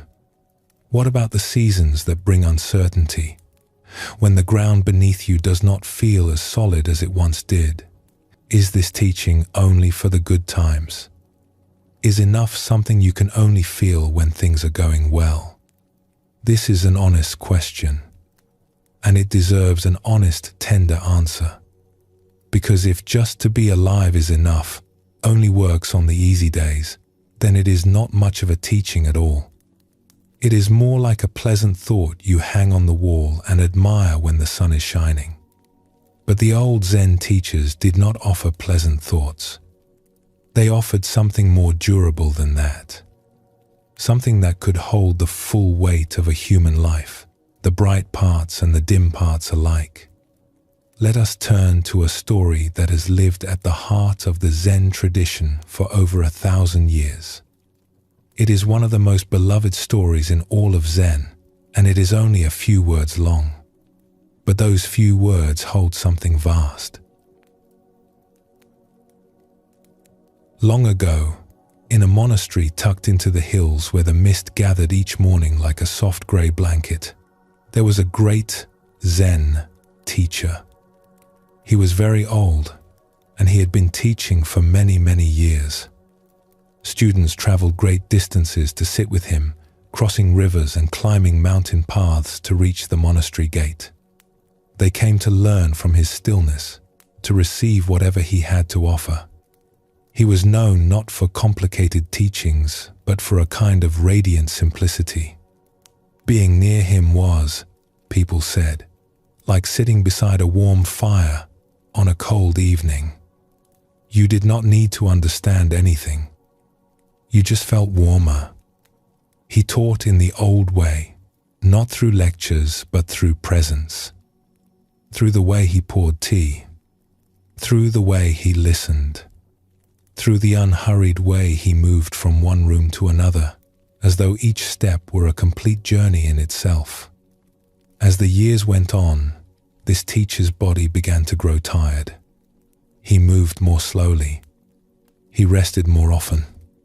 He spent long afternoons sitting by the window, watching the pine trees sway. The students noticed, and they began to worry. Some of them whispered among themselves.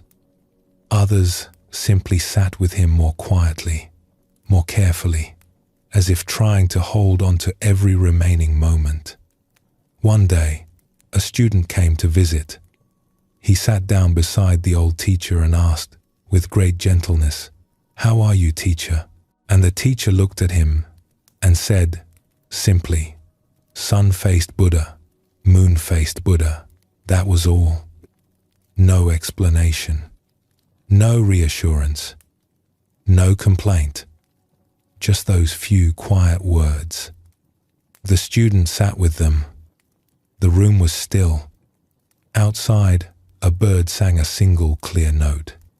Now, to understand what this means, there is a small piece of context that helps. In the old Buddhist texts, there is mention of a sun-faced Buddha who lives for a very long time, an almost unimaginable span of years. And there is a moon-faced Buddha who lives for just a single day and a single night. So when the teacher said, sun-faced Buddha, moon-faced Buddha, he was saying something like this: whether my life stretches on for many more years, or whether this is my last season, it is all the same. The sun-faced Buddha is complete. The moon-faced Buddha is also complete. A long life is whole. A short time is also whole. 1,000 bright mornings are whole. A single quiet evening is also whole. Each moment is the full thing, not a piece of something, not a fraction, but the whole. He was not pretending that difficulty is pleasant. He was not putting on a brave face. He was not saying, "I am fine," when he was not fine. He was doing something much more honest than that. He was resting in something deeper than the circumstances. He was resting in the simple fact of being alive right now and finding that this, whatever shape it takes, is enough. The student did not ask any more questions. There was nothing more to ask. The teacher had answered not with philosophy but with his whole being. Here I am. This is the day I have been given. Sun-faced or moon-faced, it is my day, and I am here for it. There is a saying sometimes attributed to the old teachers: every day is a good day. It does not mean that every day is pleasant. It does not mean that hardship is an illusion. It means that every day, by virtue of being a day you are alive, is worthy, is real, is complete. The good day is a good day. The hard day is also a good day, because you are in it, and your presence in it is what makes it whole. This is perhaps the deepest layer of the teaching we have been sitting with tonight. We tend to measure our lives by how much of them we have. How many years? How many experiences? How many things accomplished? Places visited? Milestones reached? We think of a full life as a long life, rich with events, and a short time, or a limited time, or a time marked by difficulty, we think of as somehow less, as though life were a cup, and the longer you live, the more it fills, and only a full cup counts. But the koan says something quite different. It says, the moon-faced Buddha lived for a single day, and that single day was not a fraction of a life. It was a whole life. Complete. Nothing missing. Not because a day is a long time, but because a day, fully inhabited, fully present, is the whole thing. The whole awakening. The whole Buddha. This is what changes everything. It is not about being at peace with whatever happens. It is about understanding that this moment, right now, is not a prelude to some future moment when things will be complete. This moment is already complete. You are not waiting for your life to begin. It has already begun. It is already here, and it is whole. Think of it this way. A single note of music does not need to become a symphony in order to be real. A single note, struck clearly and fully, contains everything that music is. The vibration is whole. The beauty is whole. It does not need the next note in order to be complete. And your life, right now, tonight, is like that note. It may be one note in a longer piece, or it may be a note standing on its own. Either way, it is whole. Either way, it is music. There is a verse from the Buddhist tradition that touches this gently. In the midst of winter, I found there was, within me, an invincible summer. It is the discovery that something inside us does not depend on duration or circumstance. Something complete, something warm, something that is here whether this is the first day of a long journey or the last. Not loud, not dramatic, just present, like the warmth beneath the earth that the frost can never quite reach. You have felt this, perhaps in a small way, on a day that you thought was insignificant, and yet something about it felt strangely full. A quiet afternoon, an unremarkable evening. Nothing happened, and yet everything was there. That feeling was not an illusion. It was the truth. That ordinary afternoon was a complete life, seen from the inside. And you were the sun-faced Buddha and the moon-faced Buddha at once, without even knowing it. Let us explore a story about someone who discovered this in an unexpected way. There was a person who had spent many years living with worry. Not the ordinary kind of worry that comes and goes with the weather, but a deep, persistent kind that colored everything. It was the first thing they felt in the morning and the last thing they felt at night. They worried about their health. They worried about their family. They worried about things that might happen next month, next year, in some distant future they could not control. Every morning, they woke with a small knot of unease in their chest, and every evening, they went to sleep with it still there. They tried many things to ease it. They read books about calm. They talked to friends. They took long walks along quiet roads, hoping the rhythm of their footsteps would settle the rhythm of their mind. And some of these things helped for a while, but the worry always returned, patient and familiar, like a vine that keeps growing back no matter how many times you trim it. The strange thing was, the worry was almost entirely about the future. It was almost never about right now. Right now, in this moment, things were usually fine. The sun was shining, or the rain was falling gently, or dinner was cooking on the stove, or a friend was laughing about something. Right now was almost always manageable, but the mind kept leaping ahead, scanning the horizon for storms, and every cloud it found became the beginning of a catastrophe. Have you noticed this in your own life? That the present moment is almost always more livable than the stories the mind tells about it. That the future the mind worries about is almost never the future that actually arrives. We spend so much of our energy living in imagined tomorrows, and the real tomorrow, when it comes, is usually something we could not have predicted anyway. This person knew this, in a way. They had read about presence, about mindfulness, about the importance of being here. But knowing it in the mind is very different from knowing it in the body. The mind can understand a teaching and still ignore it. It is a bit like knowing that the water in the lake is warm and still standing on the shore, shivering, afraid to go in. And then, one day, something they had been worrying about for a long time actually happened. They received some difficult news about their health. It was not easy news.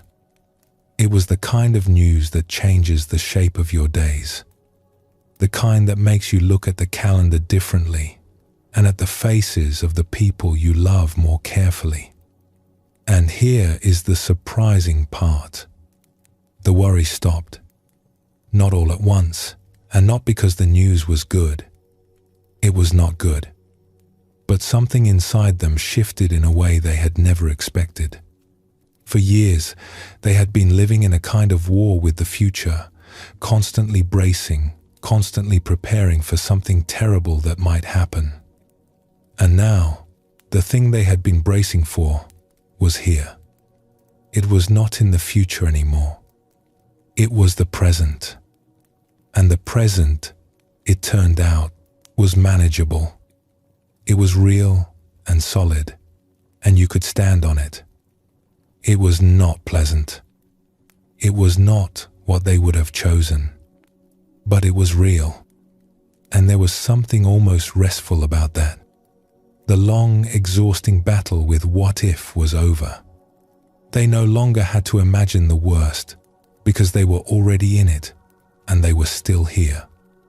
Still breathing. Still able to feel the sunlight on their face, the coolness of morning air, the warmth of a cup of tea in their hands. Still able to hear birdsong and feel the soft weight of a blanket and taste the sweetness of a ripe pear. A friend came to visit one afternoon. The friend was nervous, unsure what to say, expecting to find someone in distress. They had prepared comforting words, rehearsed gentle phrases on the walk over. Instead, they found something unexpected. The person was sitting in a chair by the window, watching the light move across the floor. They were calm, not in a forced way, not in a brave way, but in a genuine, settled way. Like someone who has been walking uphill for a very long time and has finally reached level ground. "How are you?" the friend asked carefully. The person thought about it for a moment.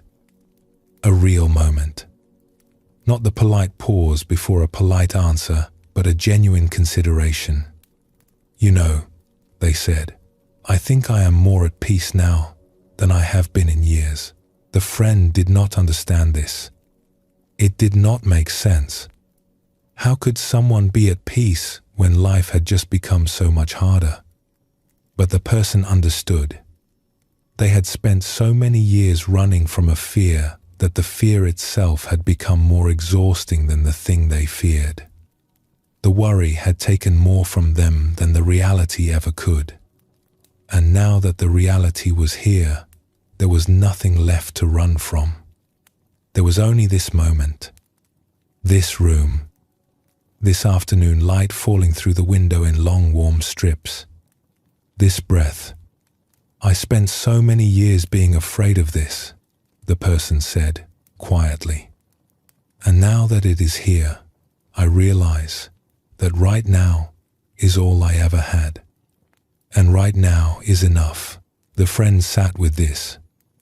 They did not fully understand it, but they could feel its truth in the room, the way you can feel warmth from a fire even before you see the flames.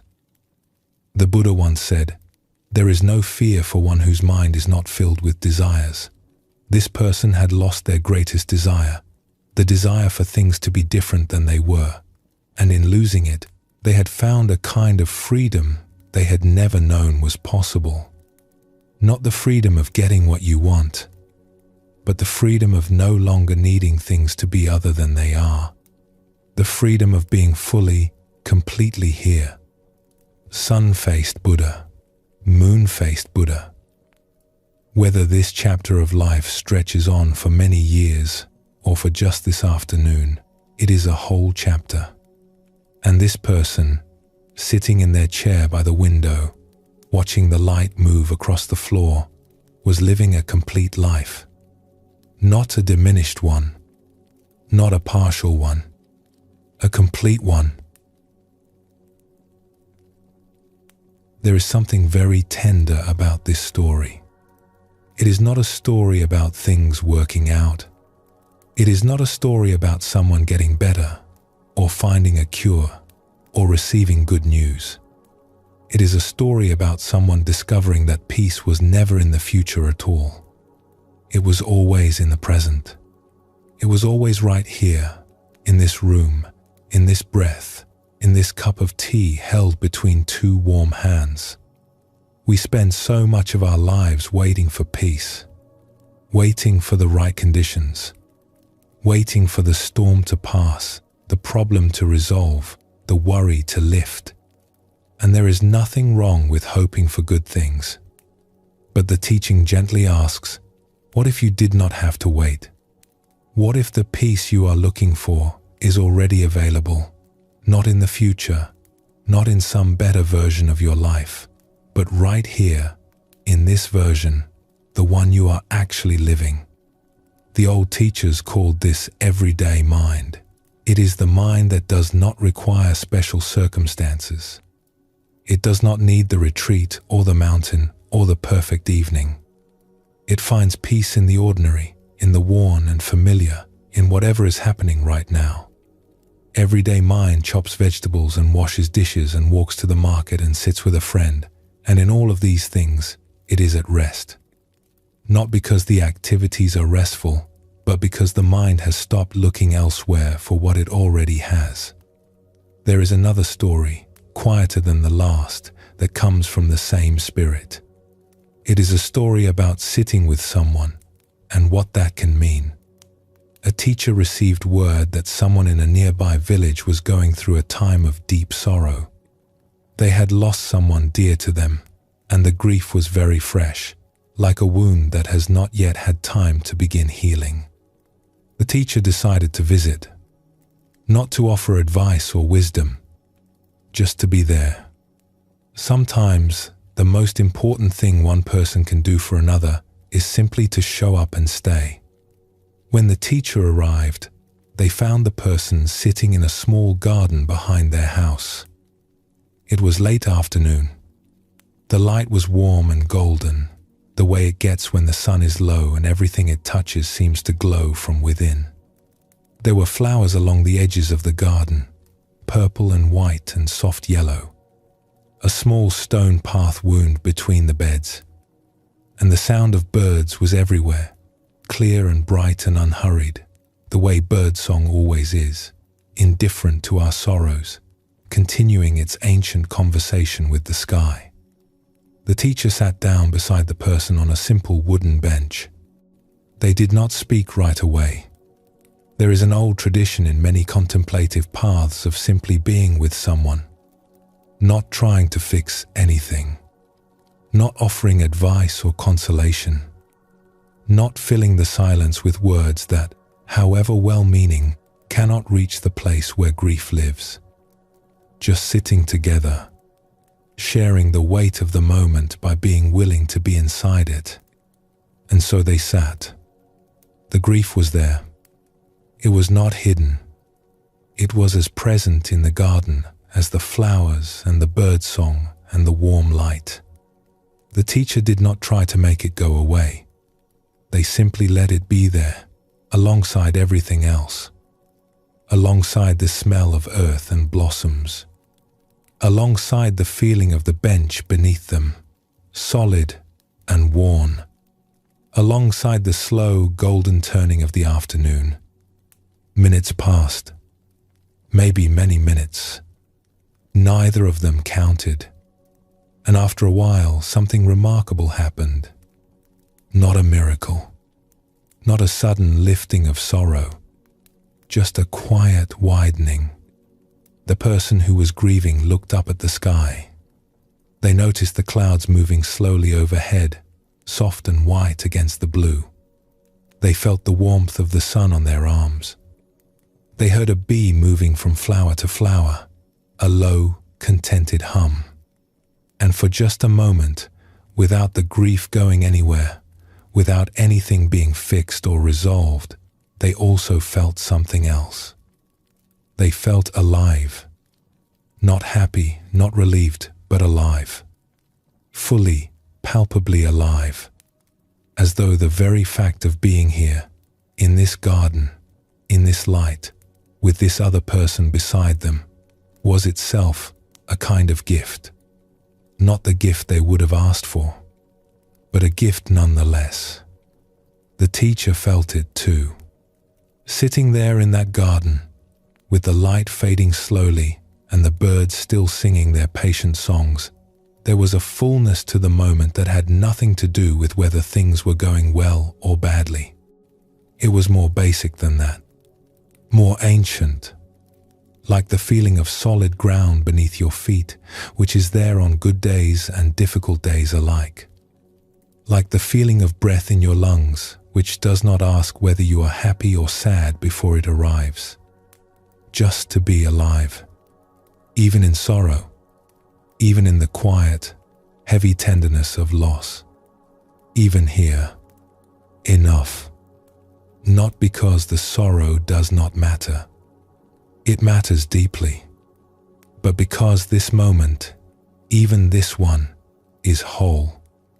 And two people sitting together in it, sharing its weight and its beauty, is one of the oldest and most sacred things human beings can do. After a long time, the person said, quietly, "Thank you for sitting with me." The teacher said, "Thank you for letting me." And they sat a little while longer. The light turned from gold to rose. The birds settled into the trees for the evening. The garden held them both, gently, the way the earth holds everything, without asking how long it will stay, without asking whether it has earned its place.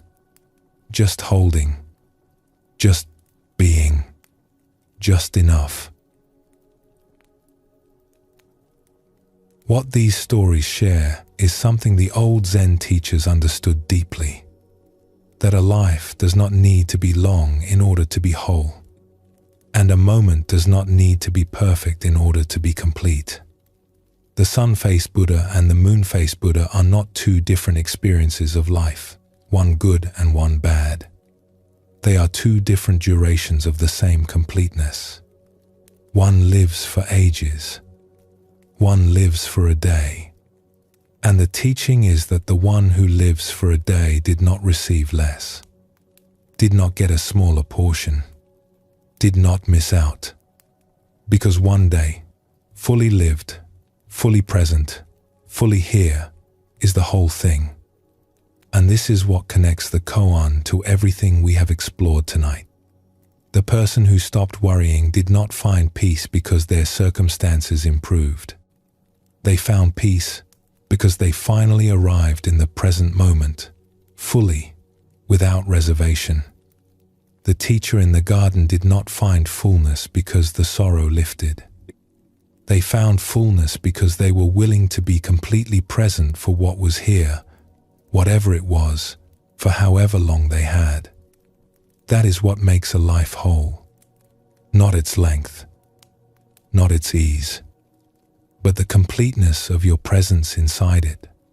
Whether you have decades ahead of you or only this single evening, the question is the same. Are you here for it?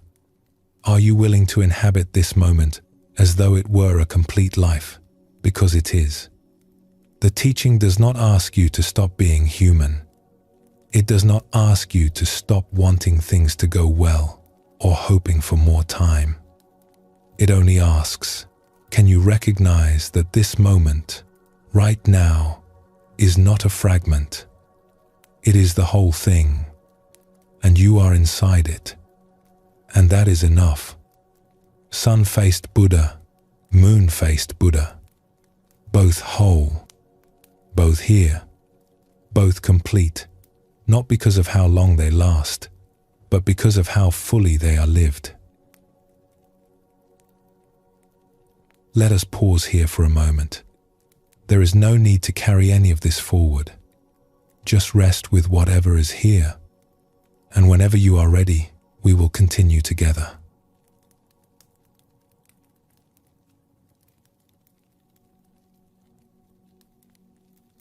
There is an old Zen saying, before enlightenment, chop wood, carry water. After enlightenment, chop wood, carry water. It is a funny little teaching. You might expect that after some great awakening, life would look completely different. New colors, new sounds, a different world. But the Zen teachers keep pointing us back to the same place. The kitchen, the garden, the walk to the well, the sound of rain on the roof, the ordinary, unremarkable moments that make up most of a human life. This is one of the things that makes Zen Buddhism so different from what many people expect. There is no promise of a life that is suddenly bathed in golden light. There is no dramatic moment where the heavens open and everything changes. Instead, there is this, the same life you have always been living, but seen with fresh eyes. The same cup of tea, but tasted for the first time. The same walk to the corner, but noticed, really noticed, as if it matters.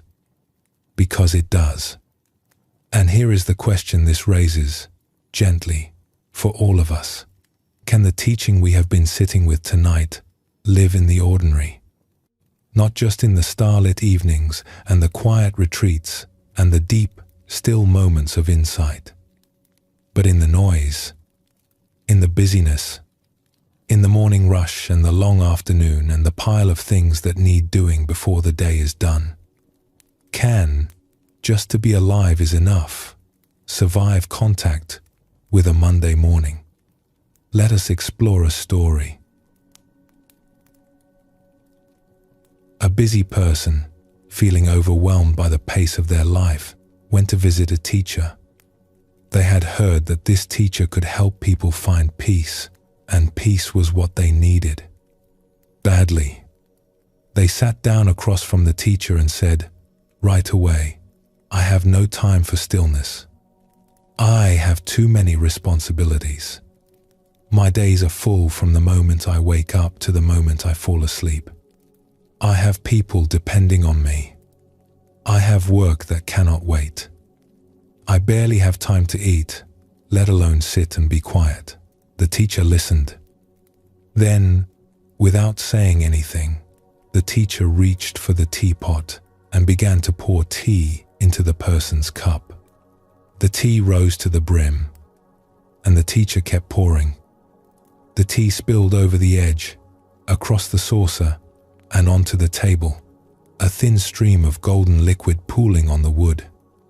"Stop," the person said. "The cup is full. It is overflowing. You cannot pour any more in." The teacher set down the teapot and smiled. "Yes," the teacher said. "You are right. The cup is full. And yet, notice, the cup has not changed. It is the same cup it has always been.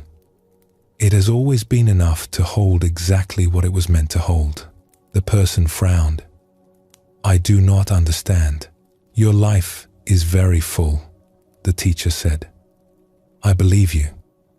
But the cup, your life, is not the problem. The cup is fine. The problem is that you keep pouring. You keep adding more, agreeing to more, worrying about more, carrying more, until everything spills over and you feel like you are drowning.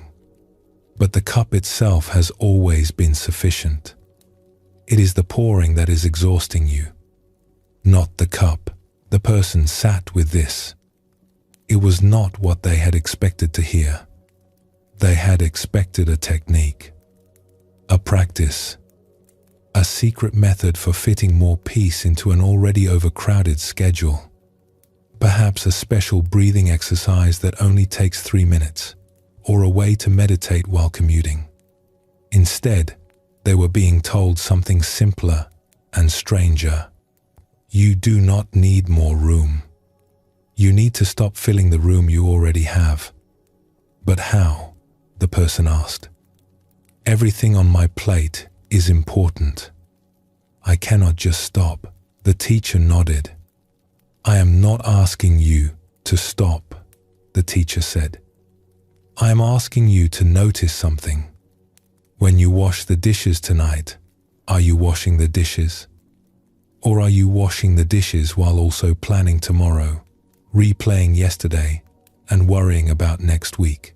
The person thought about this. They could not remember the last time they had done only one thing. "The cup overflows," the teacher said, "not because your life has too many things in it. It overflows because your mind adds 10 things to every one thing you do. You are not living one life. You are living several lives at once, all of them in your head, and only one of them in your hands. The person went home that evening, and when they washed the dishes, just as an experiment, they tried something. They washed the dishes. That was all. They felt the warm water on their skin. They noticed the smooth surface of each plate. They listened to the quiet sound of the sponge on the ceramic. They did not plan. They did not review. They did not mentally compose any emails or rehearse any conversations. And something surprising happened. The task, which usually felt like a chore, felt almost pleasant. Not because the dishes had changed, but because the person was finally there for them. And being there, it turned out, was restful. Being there was enough. This is one of the most practical aspects of the teaching we have been exploring tonight. Just to be alive is enough. But what does that mean when life is full and loud and demanding?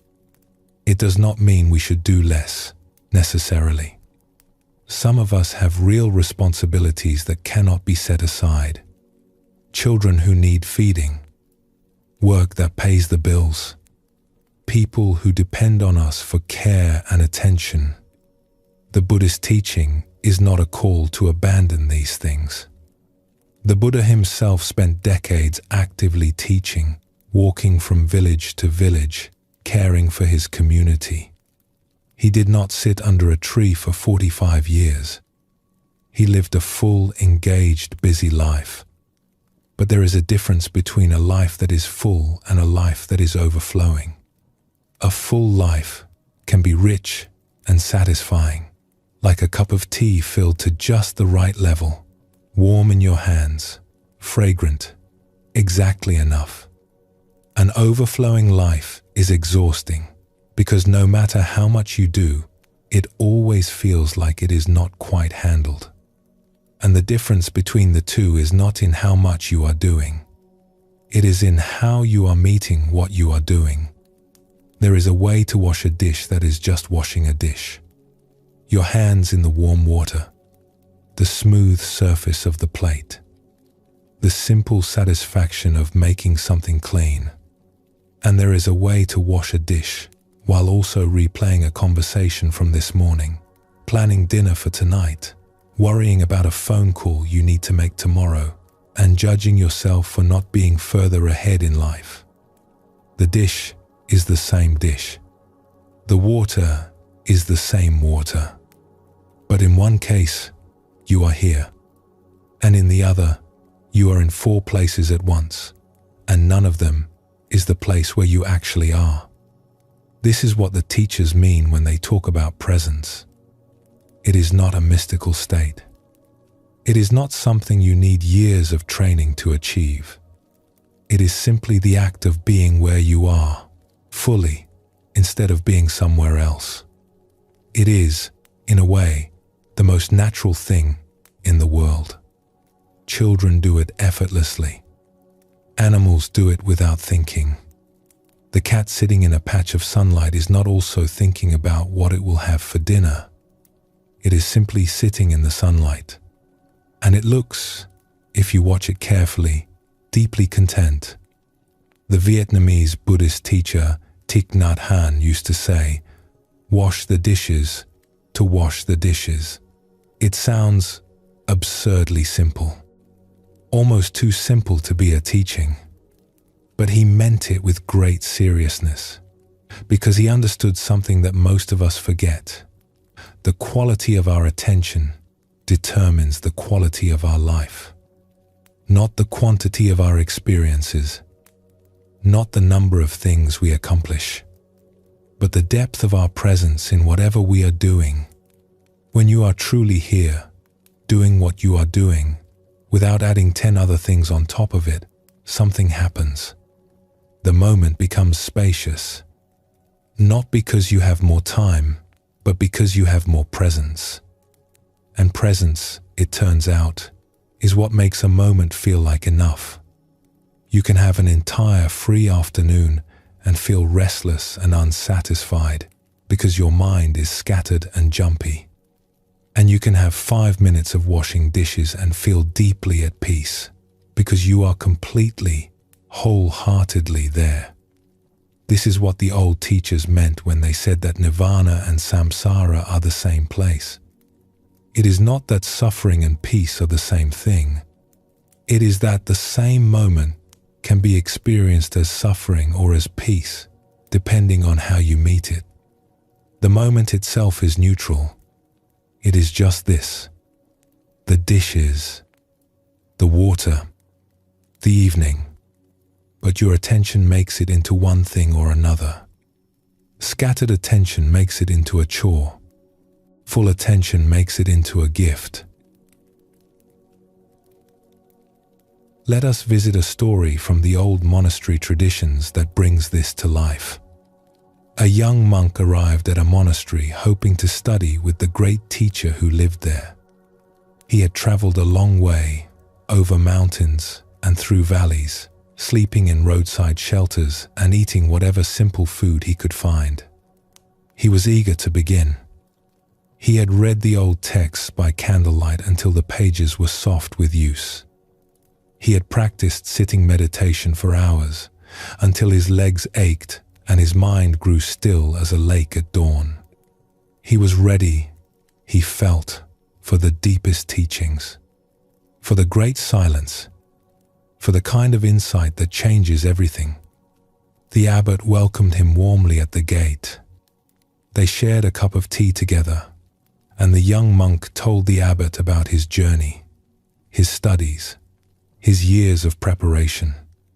The abbot listened to all of this with great patience, and then he gave the young monk his assignment.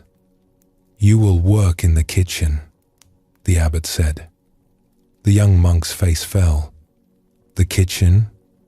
He had walked across a mountain range to chop vegetables and scrub pots. He wanted to sit in the meditation hall with the senior students, not stand over a stove in a cloud of steam. But the monastery had its ways, and so the monk went to the kitchen. He chopped onions until his eyes watered. He stirred enormous pots of soup that seemed to never be quite done. He washed a seemingly endless parade of bowls, each one looking exactly like the last. The work was repetitive and unglamorous. His back ached from standing. His hands were rough from the hot water. His robe smelled of garlic and wood smoke. Meanwhile, he could hear the faint sound of chanting from the meditation hall, and it made his heart ache with longing. That was where the real practice was happening. That was where the awakening was taking place. And he was here, peeling carrots. After some weeks of this, he could not stand it anymore. He went to the abbot and knelt down and said, "Forgive me, but please, I did not come here to cook. I came here to learn. I came here to awaken.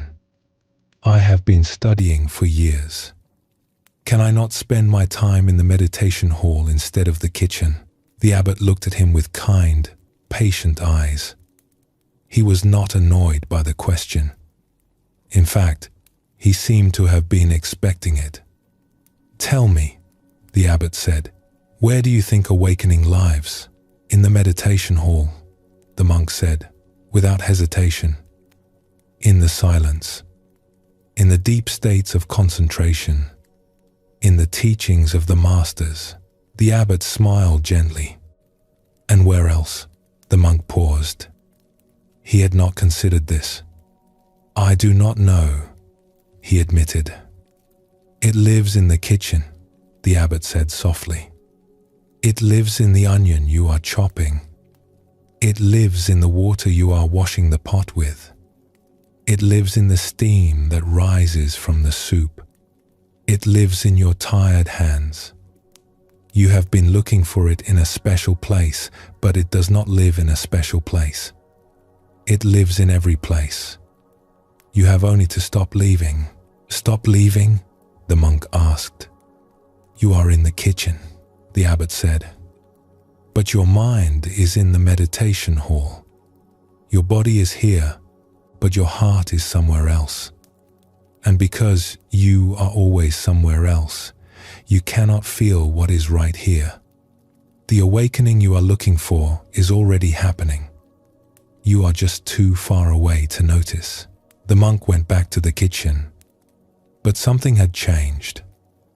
Not the work, which was exactly the same. Onions, soup, bowls, water. But the monk had stopped leaving. He began to pay attention, really pay attention, to the weight of the knife in his hand, how solid it felt, how perfectly balanced, to the sound it made against the wooden cutting board, a steady, rhythmic knocking, almost musical, to the way the onion released its sharp, sweet smell when the blade passed through it, layer after layer, translucent and beautiful. He noticed the warmth of the water on his hands as he washed the dishes. He noticed the smooth curve of each bowl, how it fit in his palm like something made specifically for him to hold. He noticed the steam rising from the soup pot, curling and dissolving into the air, appearing and disappearing, over and over, without any effort at all. He did not add anything to the work. He did not change it, or improve it, or make it more spiritual. He simply stopped being somewhere else while he was doing it. And the kitchen, which had seemed like a prison, became a kind of temple. Not because anything magical happened, but because he was finally there, fully there. And being fully somewhere, it turns out, is its own kind of abundance, its own kind of awakening. There is a Zen saying, when you sit, sit. When you walk, walk. Above all, do not wobble. It means, whatever you are doing, be there for it. Not halfway. Not with one foot in the task and the other in some imagined better place. Just here. Just this. And this, whatever it is, will be enough. There is one more story worth sharing tonight, before we begin to wind our way toward rest. It is a quieter story than the last, and it unfolds slowly, the way a season changes. There was a person who had built their whole life around one thing. They were someone who moved through the world with great physical grace and strength. From a young age, their body had been their gift. They could run faster, climb higher, move with more ease and joy than almost anyone around them. And so, naturally, this became who they were. Their days were organized around it. Their friendships grew from it. Their sense of purpose flowed from it. When they moved, they felt alive. When they pushed their limits, they felt most like themselves. Their body was their home. And then, through an unexpected turn of events, that way of being was taken from them. An accident, sudden and uninvited, changed the landscape of their body.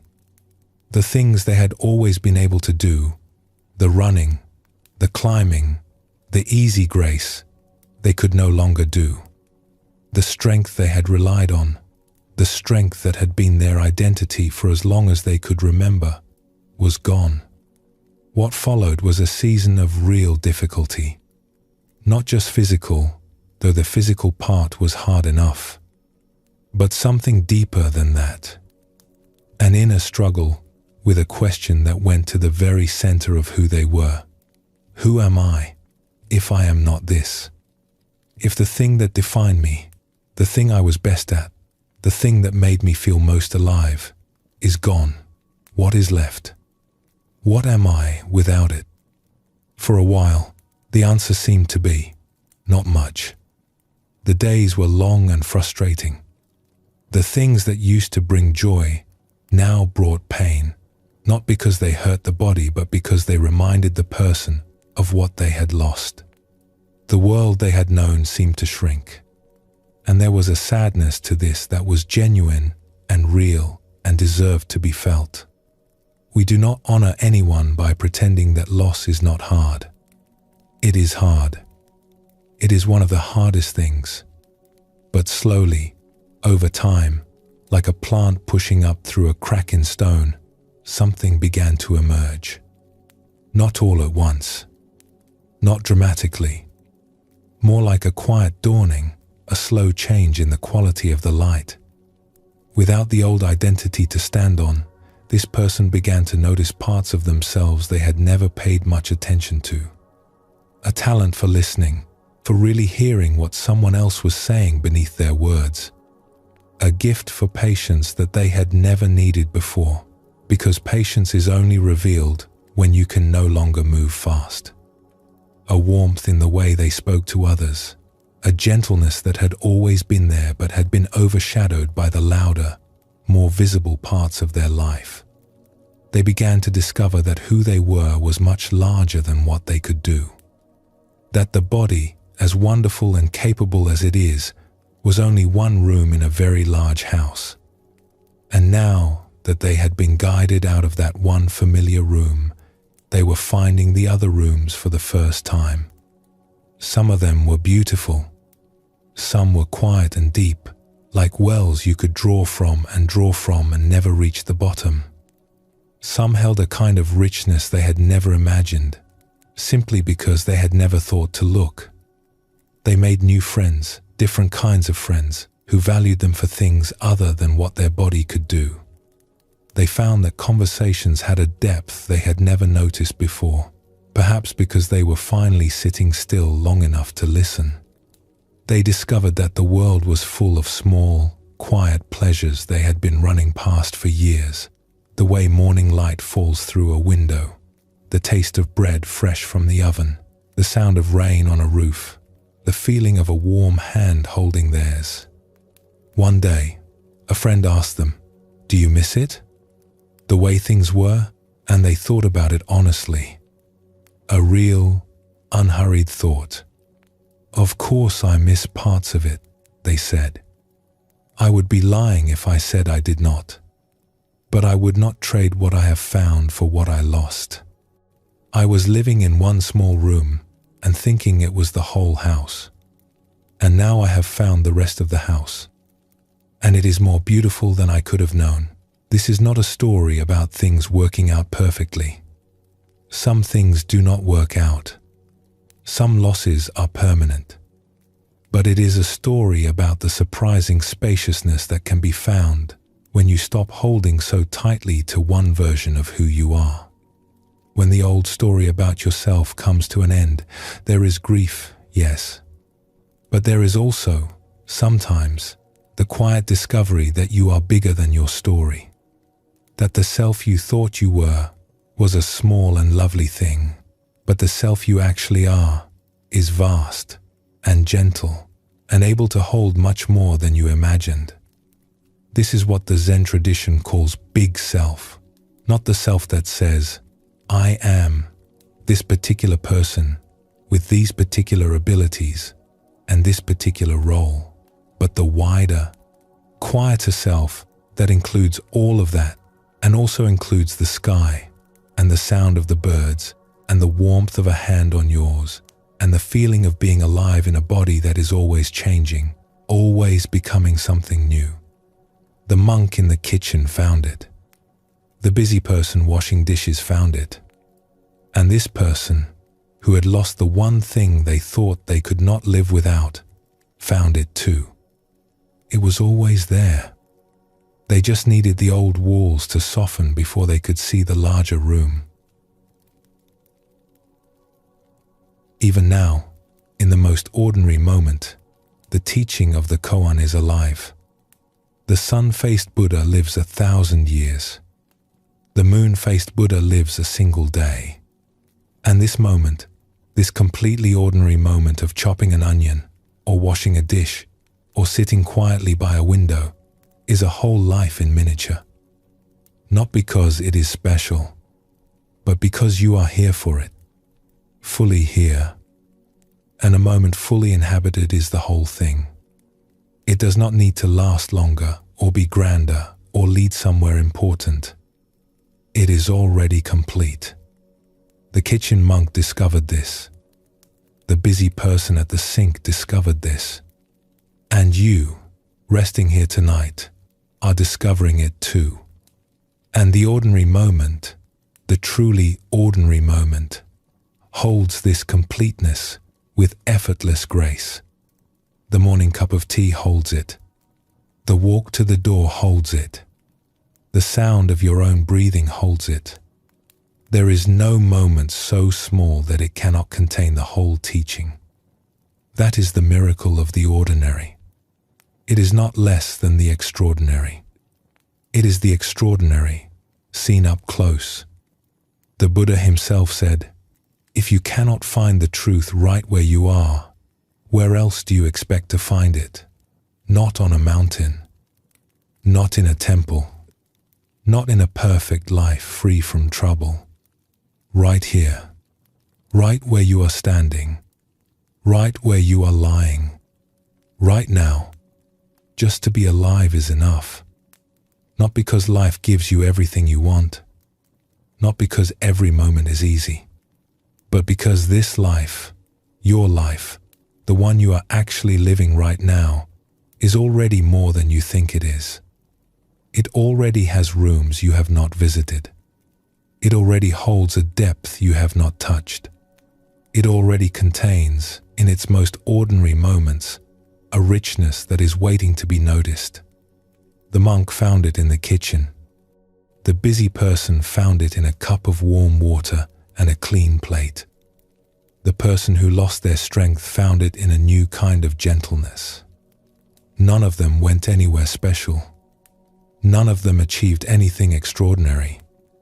They simply arrived where they already were. And tonight, resting here, you are closer to it than you have been all day.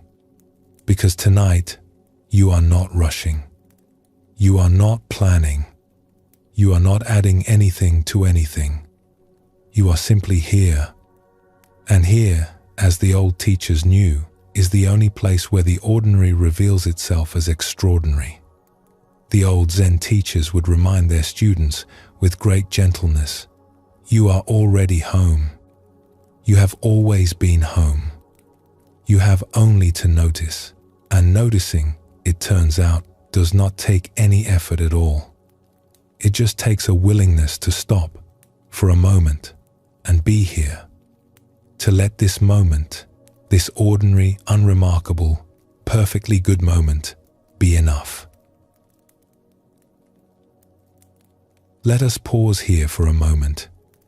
One more chapter to share with you tonight. And whenever you are ready, we will continue together.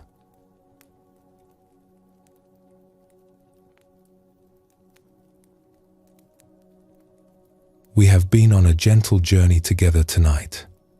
Through stories and teachings, through starlit skies and quiet gardens, through kitchens and rivers, and the wide open hands of a farmer who said, "Perhaps." We have sat with monks and potters and fishermen. We have watched the sun set over ordinary roads and extraordinary questions. And we have sat with an old teaching that says a single day, fully lived, is a complete life. And now we come to the last stretch of the evening, the quietest part, the part where the fire has burned down to embers and the room is warm and the world outside has grown still. If you are sleepy, that is wonderful. If you are wide awake, that is wonderful too. Wherever you are is the right place to be. There is a phrase in the old Buddhist texts that has stayed with many people across the centuries. It is the title of a short teaching by the Buddha, and depending on how you translate it, it means something like one wonderful night or one auspicious day.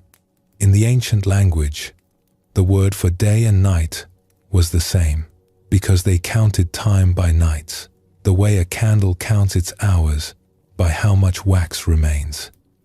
And so one wonderful night is also one wonderful day, one wonderful turn of the wheel, one complete cycle of light and dark, waking and sleeping, sun and moon, one whole, complete, unrepeatable day. What makes a day wonderful? We might expect the answer to involve something extraordinary. A piece of good news, a beautiful place, a long-awaited reunion, a moment of pure, uncomplicated joy. We might expect that a wonderful day is the kind of day we would choose if we could choose our days the way we choose fruit from a market stall, only the ripest, only the sweetest. But the Buddha's answer is simpler than that, and stranger, and more tender. The one who has a wonderful day, he said, is the one who does not chase after the past or place all their hopes on the future. The one who sees what is here, right now, clearly and fully. The one who does what can be done today, with care and with presence, and does not bargain with tomorrow. He spoke to his students about this on a quiet evening, much like this one. And what he told them was not complicated. He said, "Whoever lives this way, fully present, relentlessly gentle with themselves and with the moment, has truly had a wonderful day. So says the peaceful sage. That is all. No special conditions. No requirement that the day be easy or pleasant or free from difficulty. Just presence. Just this. Just being fully alive for the hours you have been given, however many or few they may be. And that, perhaps, is the most surprising part. You do not have to earn a wonderful day. You do not have to deserve it. You do not have to prepare for it or wait for the right circumstances to line up. You simply have to be here for it. The wonderful night is not the night when everything goes right. It is the night when you are present for whatever goes. And tonight, right now, as you lie here, this is your wonderful night. Not because it has been perfect, but because you are here. You are listening. You are breathing. And that is the only qualification the Buddha ever asked for. Let us rest with one last story. There was a traveler who had been walking for many years, not running from anything, not fleeing any danger, just walking, searching, looking for the place where they would finally feel at home.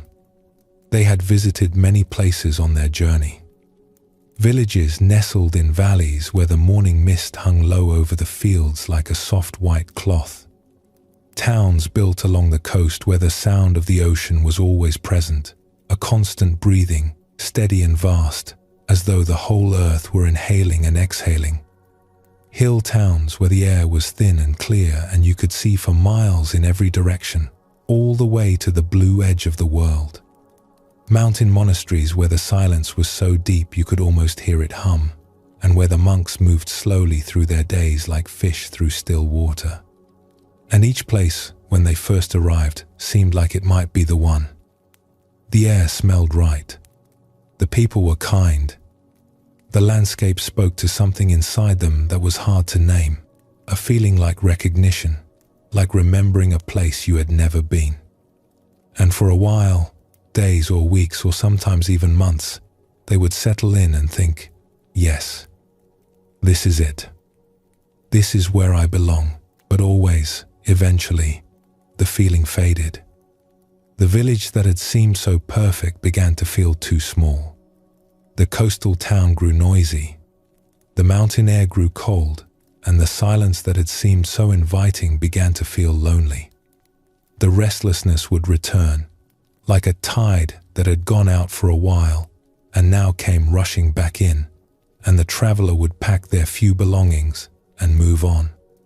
Always moving on, always believing that the next place would be the right one, the one where the restlessness would finally stop and the feeling of home would finally stay.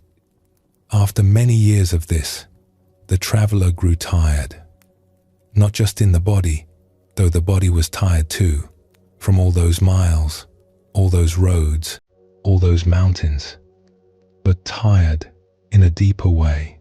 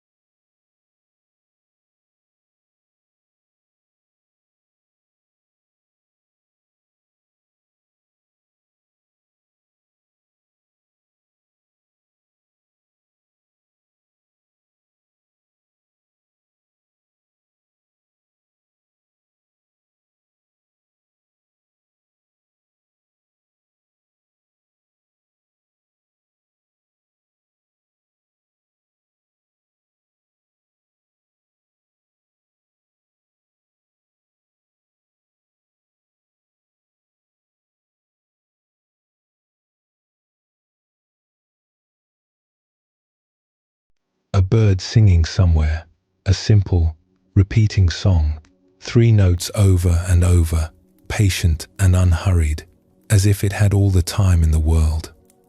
Which of course it did. The sky was beginning to change color, the way it does in the hour before sunset, when the day is not quite over but the night has already begun to arrive. Pale blue fading to gold at the edges. A few clouds, thin and soft as old cotton, drifting slowly toward the horizon, in no particular hurry to get anywhere. The traveler sat there and breathed. For the first time in a very long time, they did not think about the next village, or the next road, or the next place that might finally feel like home. They were too tired for that. Too tired for hope, too tired for disappointment, too tired for the whole cycle of searching and arriving and leaving. They simply sat and breathed and watched the sky change, and they felt the warmth of the stone beneath them, solid and steady and real. And something happened that they did not expect. The restlessness, which had been their constant companion for years, the itch in the feet, the pull toward the horizon, the whisper that said, "Not here, not yet, keep going," went quiet. Not because it had been defeated, not because the traveler had figured something out, but because, for the first time in a very long time, the traveler was not going anywhere. They were just here, on a stone, by a road, in the evening light, and here, it turned out, was enough. Not in a dramatic way. There were no bells ringing, no sudden insights, no voice from the sky saying, "You have arrived," just a quiet settling. Like a bird that has been circling and finally folds its wings and lands. The landing was soft. The branch was solid. And the bird, at last, was still. The traveler looked around at the tall grass, the ordinary trees, the unremarkable road, and for the first time, they did not see a place they were passing through. They saw a place they were in, a place that was complete, a place that held them, gently and without conditions, the way the earth holds everything that rests upon it. And they thought about all the places they had been. The misty villages, the coastal towns, the mountain monasteries, and they realized something quietly astonishing. Every one of those places had been beautiful.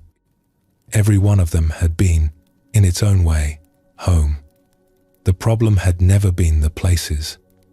The problem had been the leaving, the restlessness that said, "Not here, not yet, try the next one."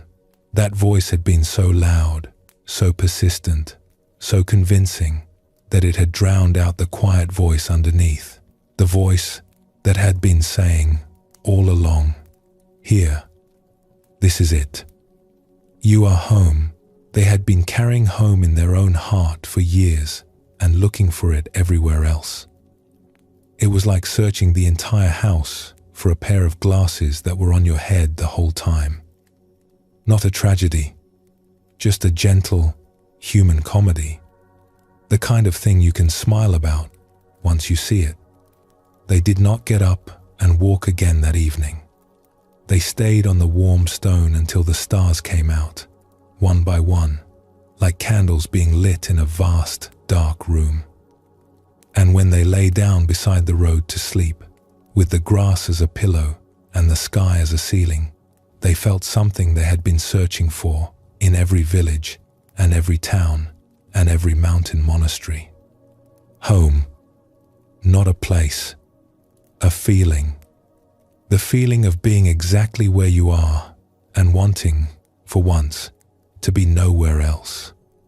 There is a beautiful verse attributed to the old Zen teachers: sitting quietly, doing nothing, spring comes, and the grass grows by itself. The traveler had been doing so much, walking, searching, hoping, leaving. And all the while, spring had been coming, over and over again, in every place they rested, in every breath they took. The grass had been growing. The world had been offering itself. They had just been too busy walking to notice. The Buddha said, "You yourself must walk the path.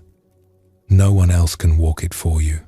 But perhaps we could add, gently, and the path does not lead somewhere else.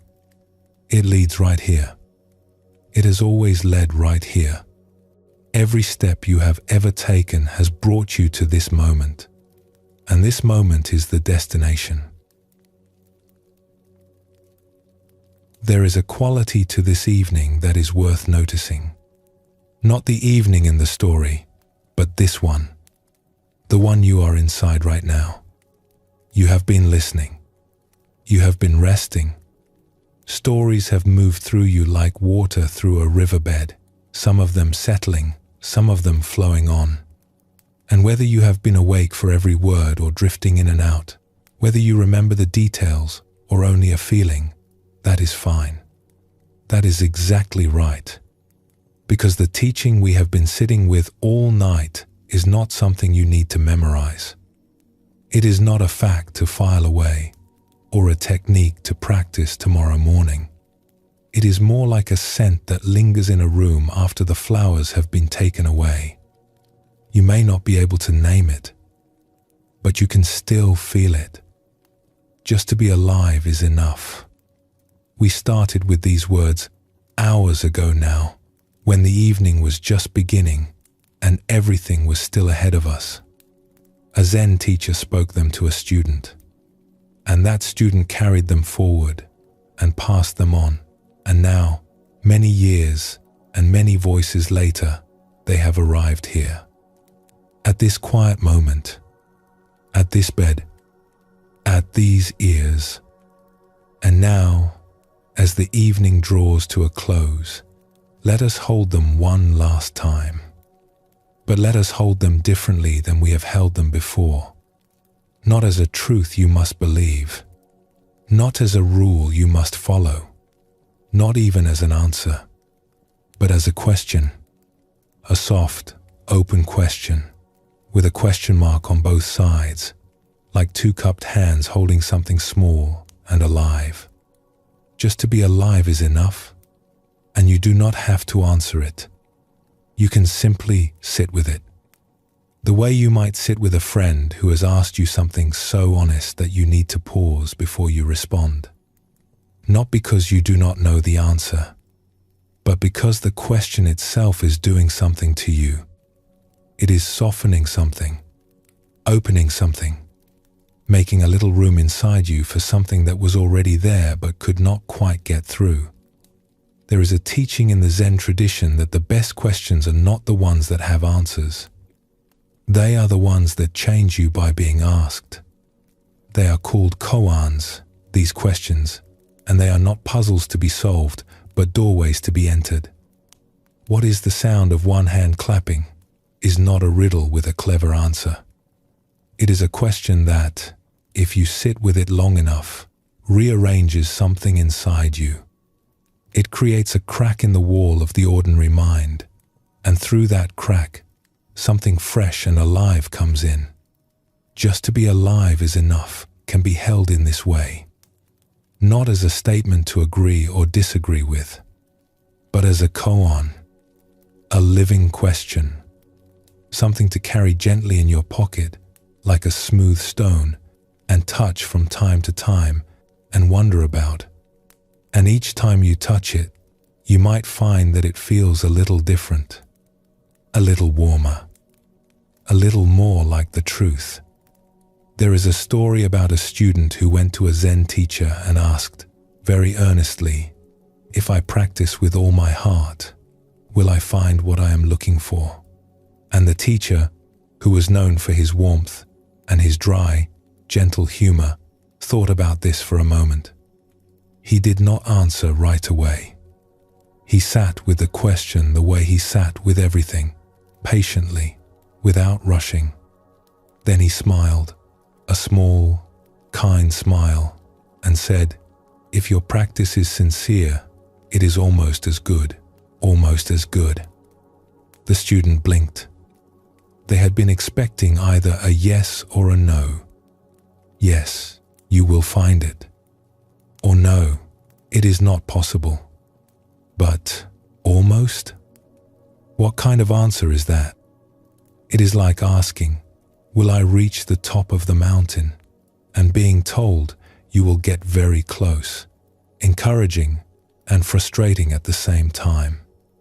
But over time, over many years of sitting and walking and chopping vegetables and watching the light change on the monastery walls, the student came to understand that almost was the most generous answer the teacher could have given. Because almost means you do not have to be perfect. You do not have to get it right.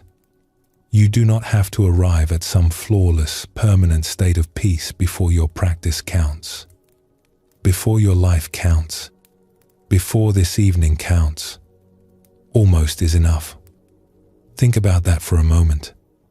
What if you did not have to fully understand everything we have talked about tonight? What if you did not have to believe it completely, or feel it perfectly, or remember it all in the morning? What if almost was the whole teaching? Because almost is where most of us live, most of the time. We almost feel at peace. We almost believe that life is enough. We almost let go. And we think that the almost is a sign that we have not quite made it, that we have fallen short, that there is still further to go. But the teacher was saying something different. The teacher was saying, the almost is beautiful. The reaching toward peace, even if you do not fully arrive, is itself a kind of peace. The willingness to try, even when you are not sure it will work, is itself a kind of faith. The act of lying here tonight, listening to these words, letting them wash over you even if they do not all land perfectly, is itself a kind of practice. And it is almost as good as the thing you think you are looking for. Which is to say, it is very, very good. There is a beautiful freedom in almost, a lightness, a permission to be exactly where you are, even if where you are is not where you thought you should be.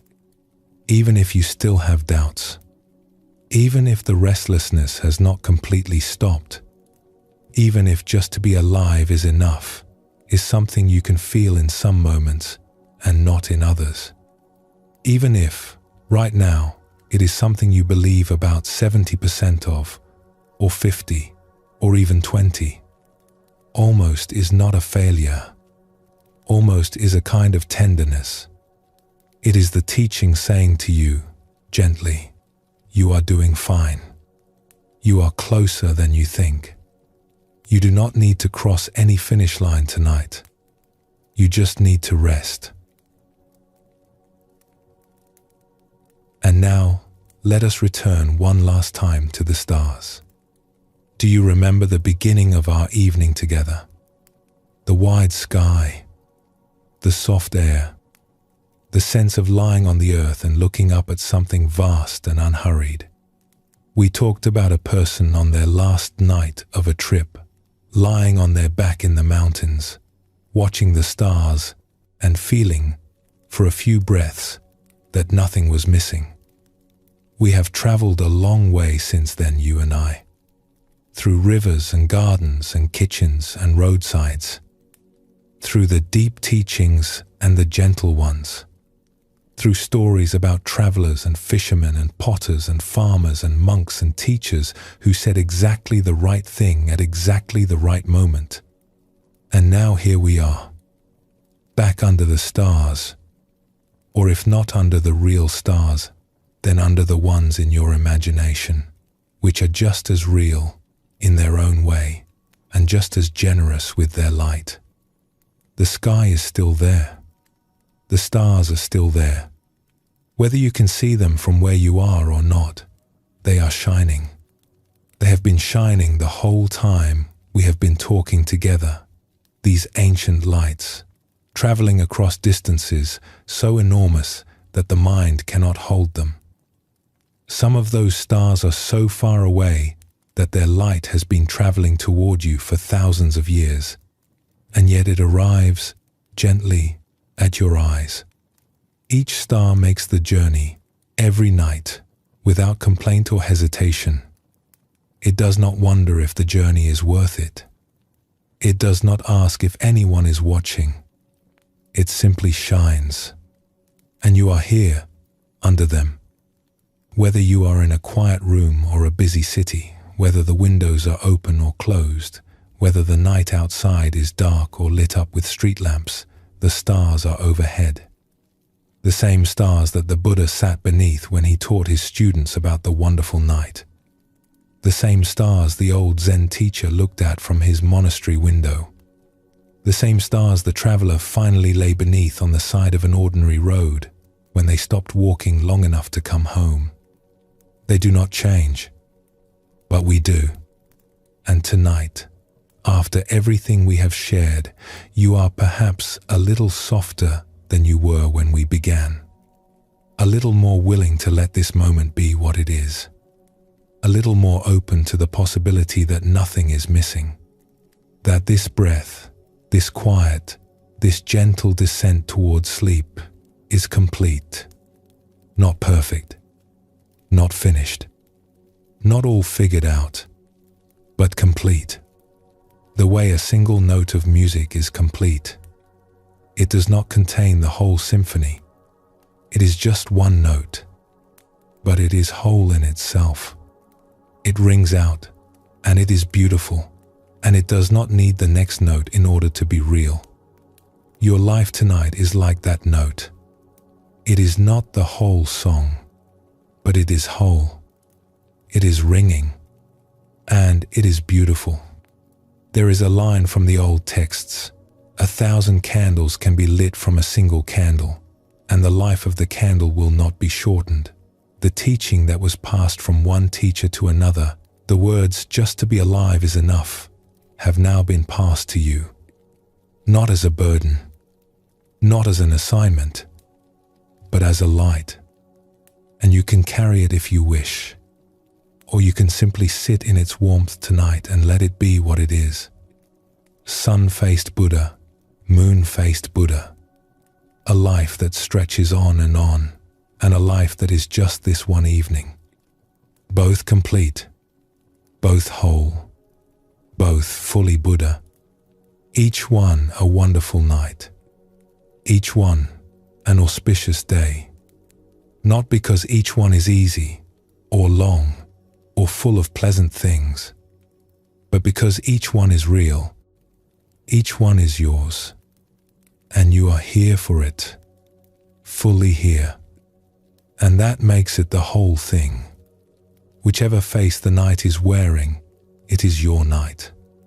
Whichever face you are wearing, it is your face. Complete, whole, enough.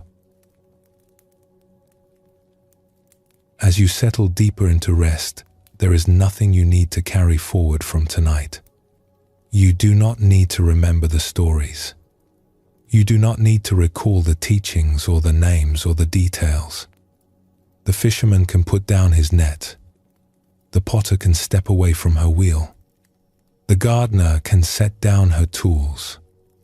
The traveler can close their eyes. They are all resting now, the way you are resting, in the quiet that comes at the end of a long and good day. If something stays with you from tonight, let it stay, the way a leaf sometimes lands on your shoulder and rides with you for a while before the wind carries it on. It chose you, that leaf. Let it rest where it landed. And if everything dissolves, if by morning all you remember is a feeling, a warmth, a sense of having been held by something kind, that is more than enough. That is the whole thing. The only thing you need to do right now is what you are already doing. Breathing, resting, being alive in this quiet, gentle moment between wakefulness and sleep. The old teachers used to say that the space between waking and sleeping is one of the most precious spaces there is. It is the place where the mind finally loosens its grip on the day, where the stories we tell ourselves grow soft and blurry at the edges, where the body remembers what the mind so often forgets. That rest is not something you earn. It is something you are. Beneath all the doing and the thinking and the planning, you are, at your core, a being at rest, a being at peace. And tonight, you are simply returning to that. Just to be alive is enough. Not tomorrow. Not when things are different. Not when you have figured it all out. Now, tonight, here, in this breath, in this stillness, in this one wonderful, unrepeatable night. The stars are shining. The night is quiet. And you, dear listener, are exactly where you need to be. Let this be your one wonderful night.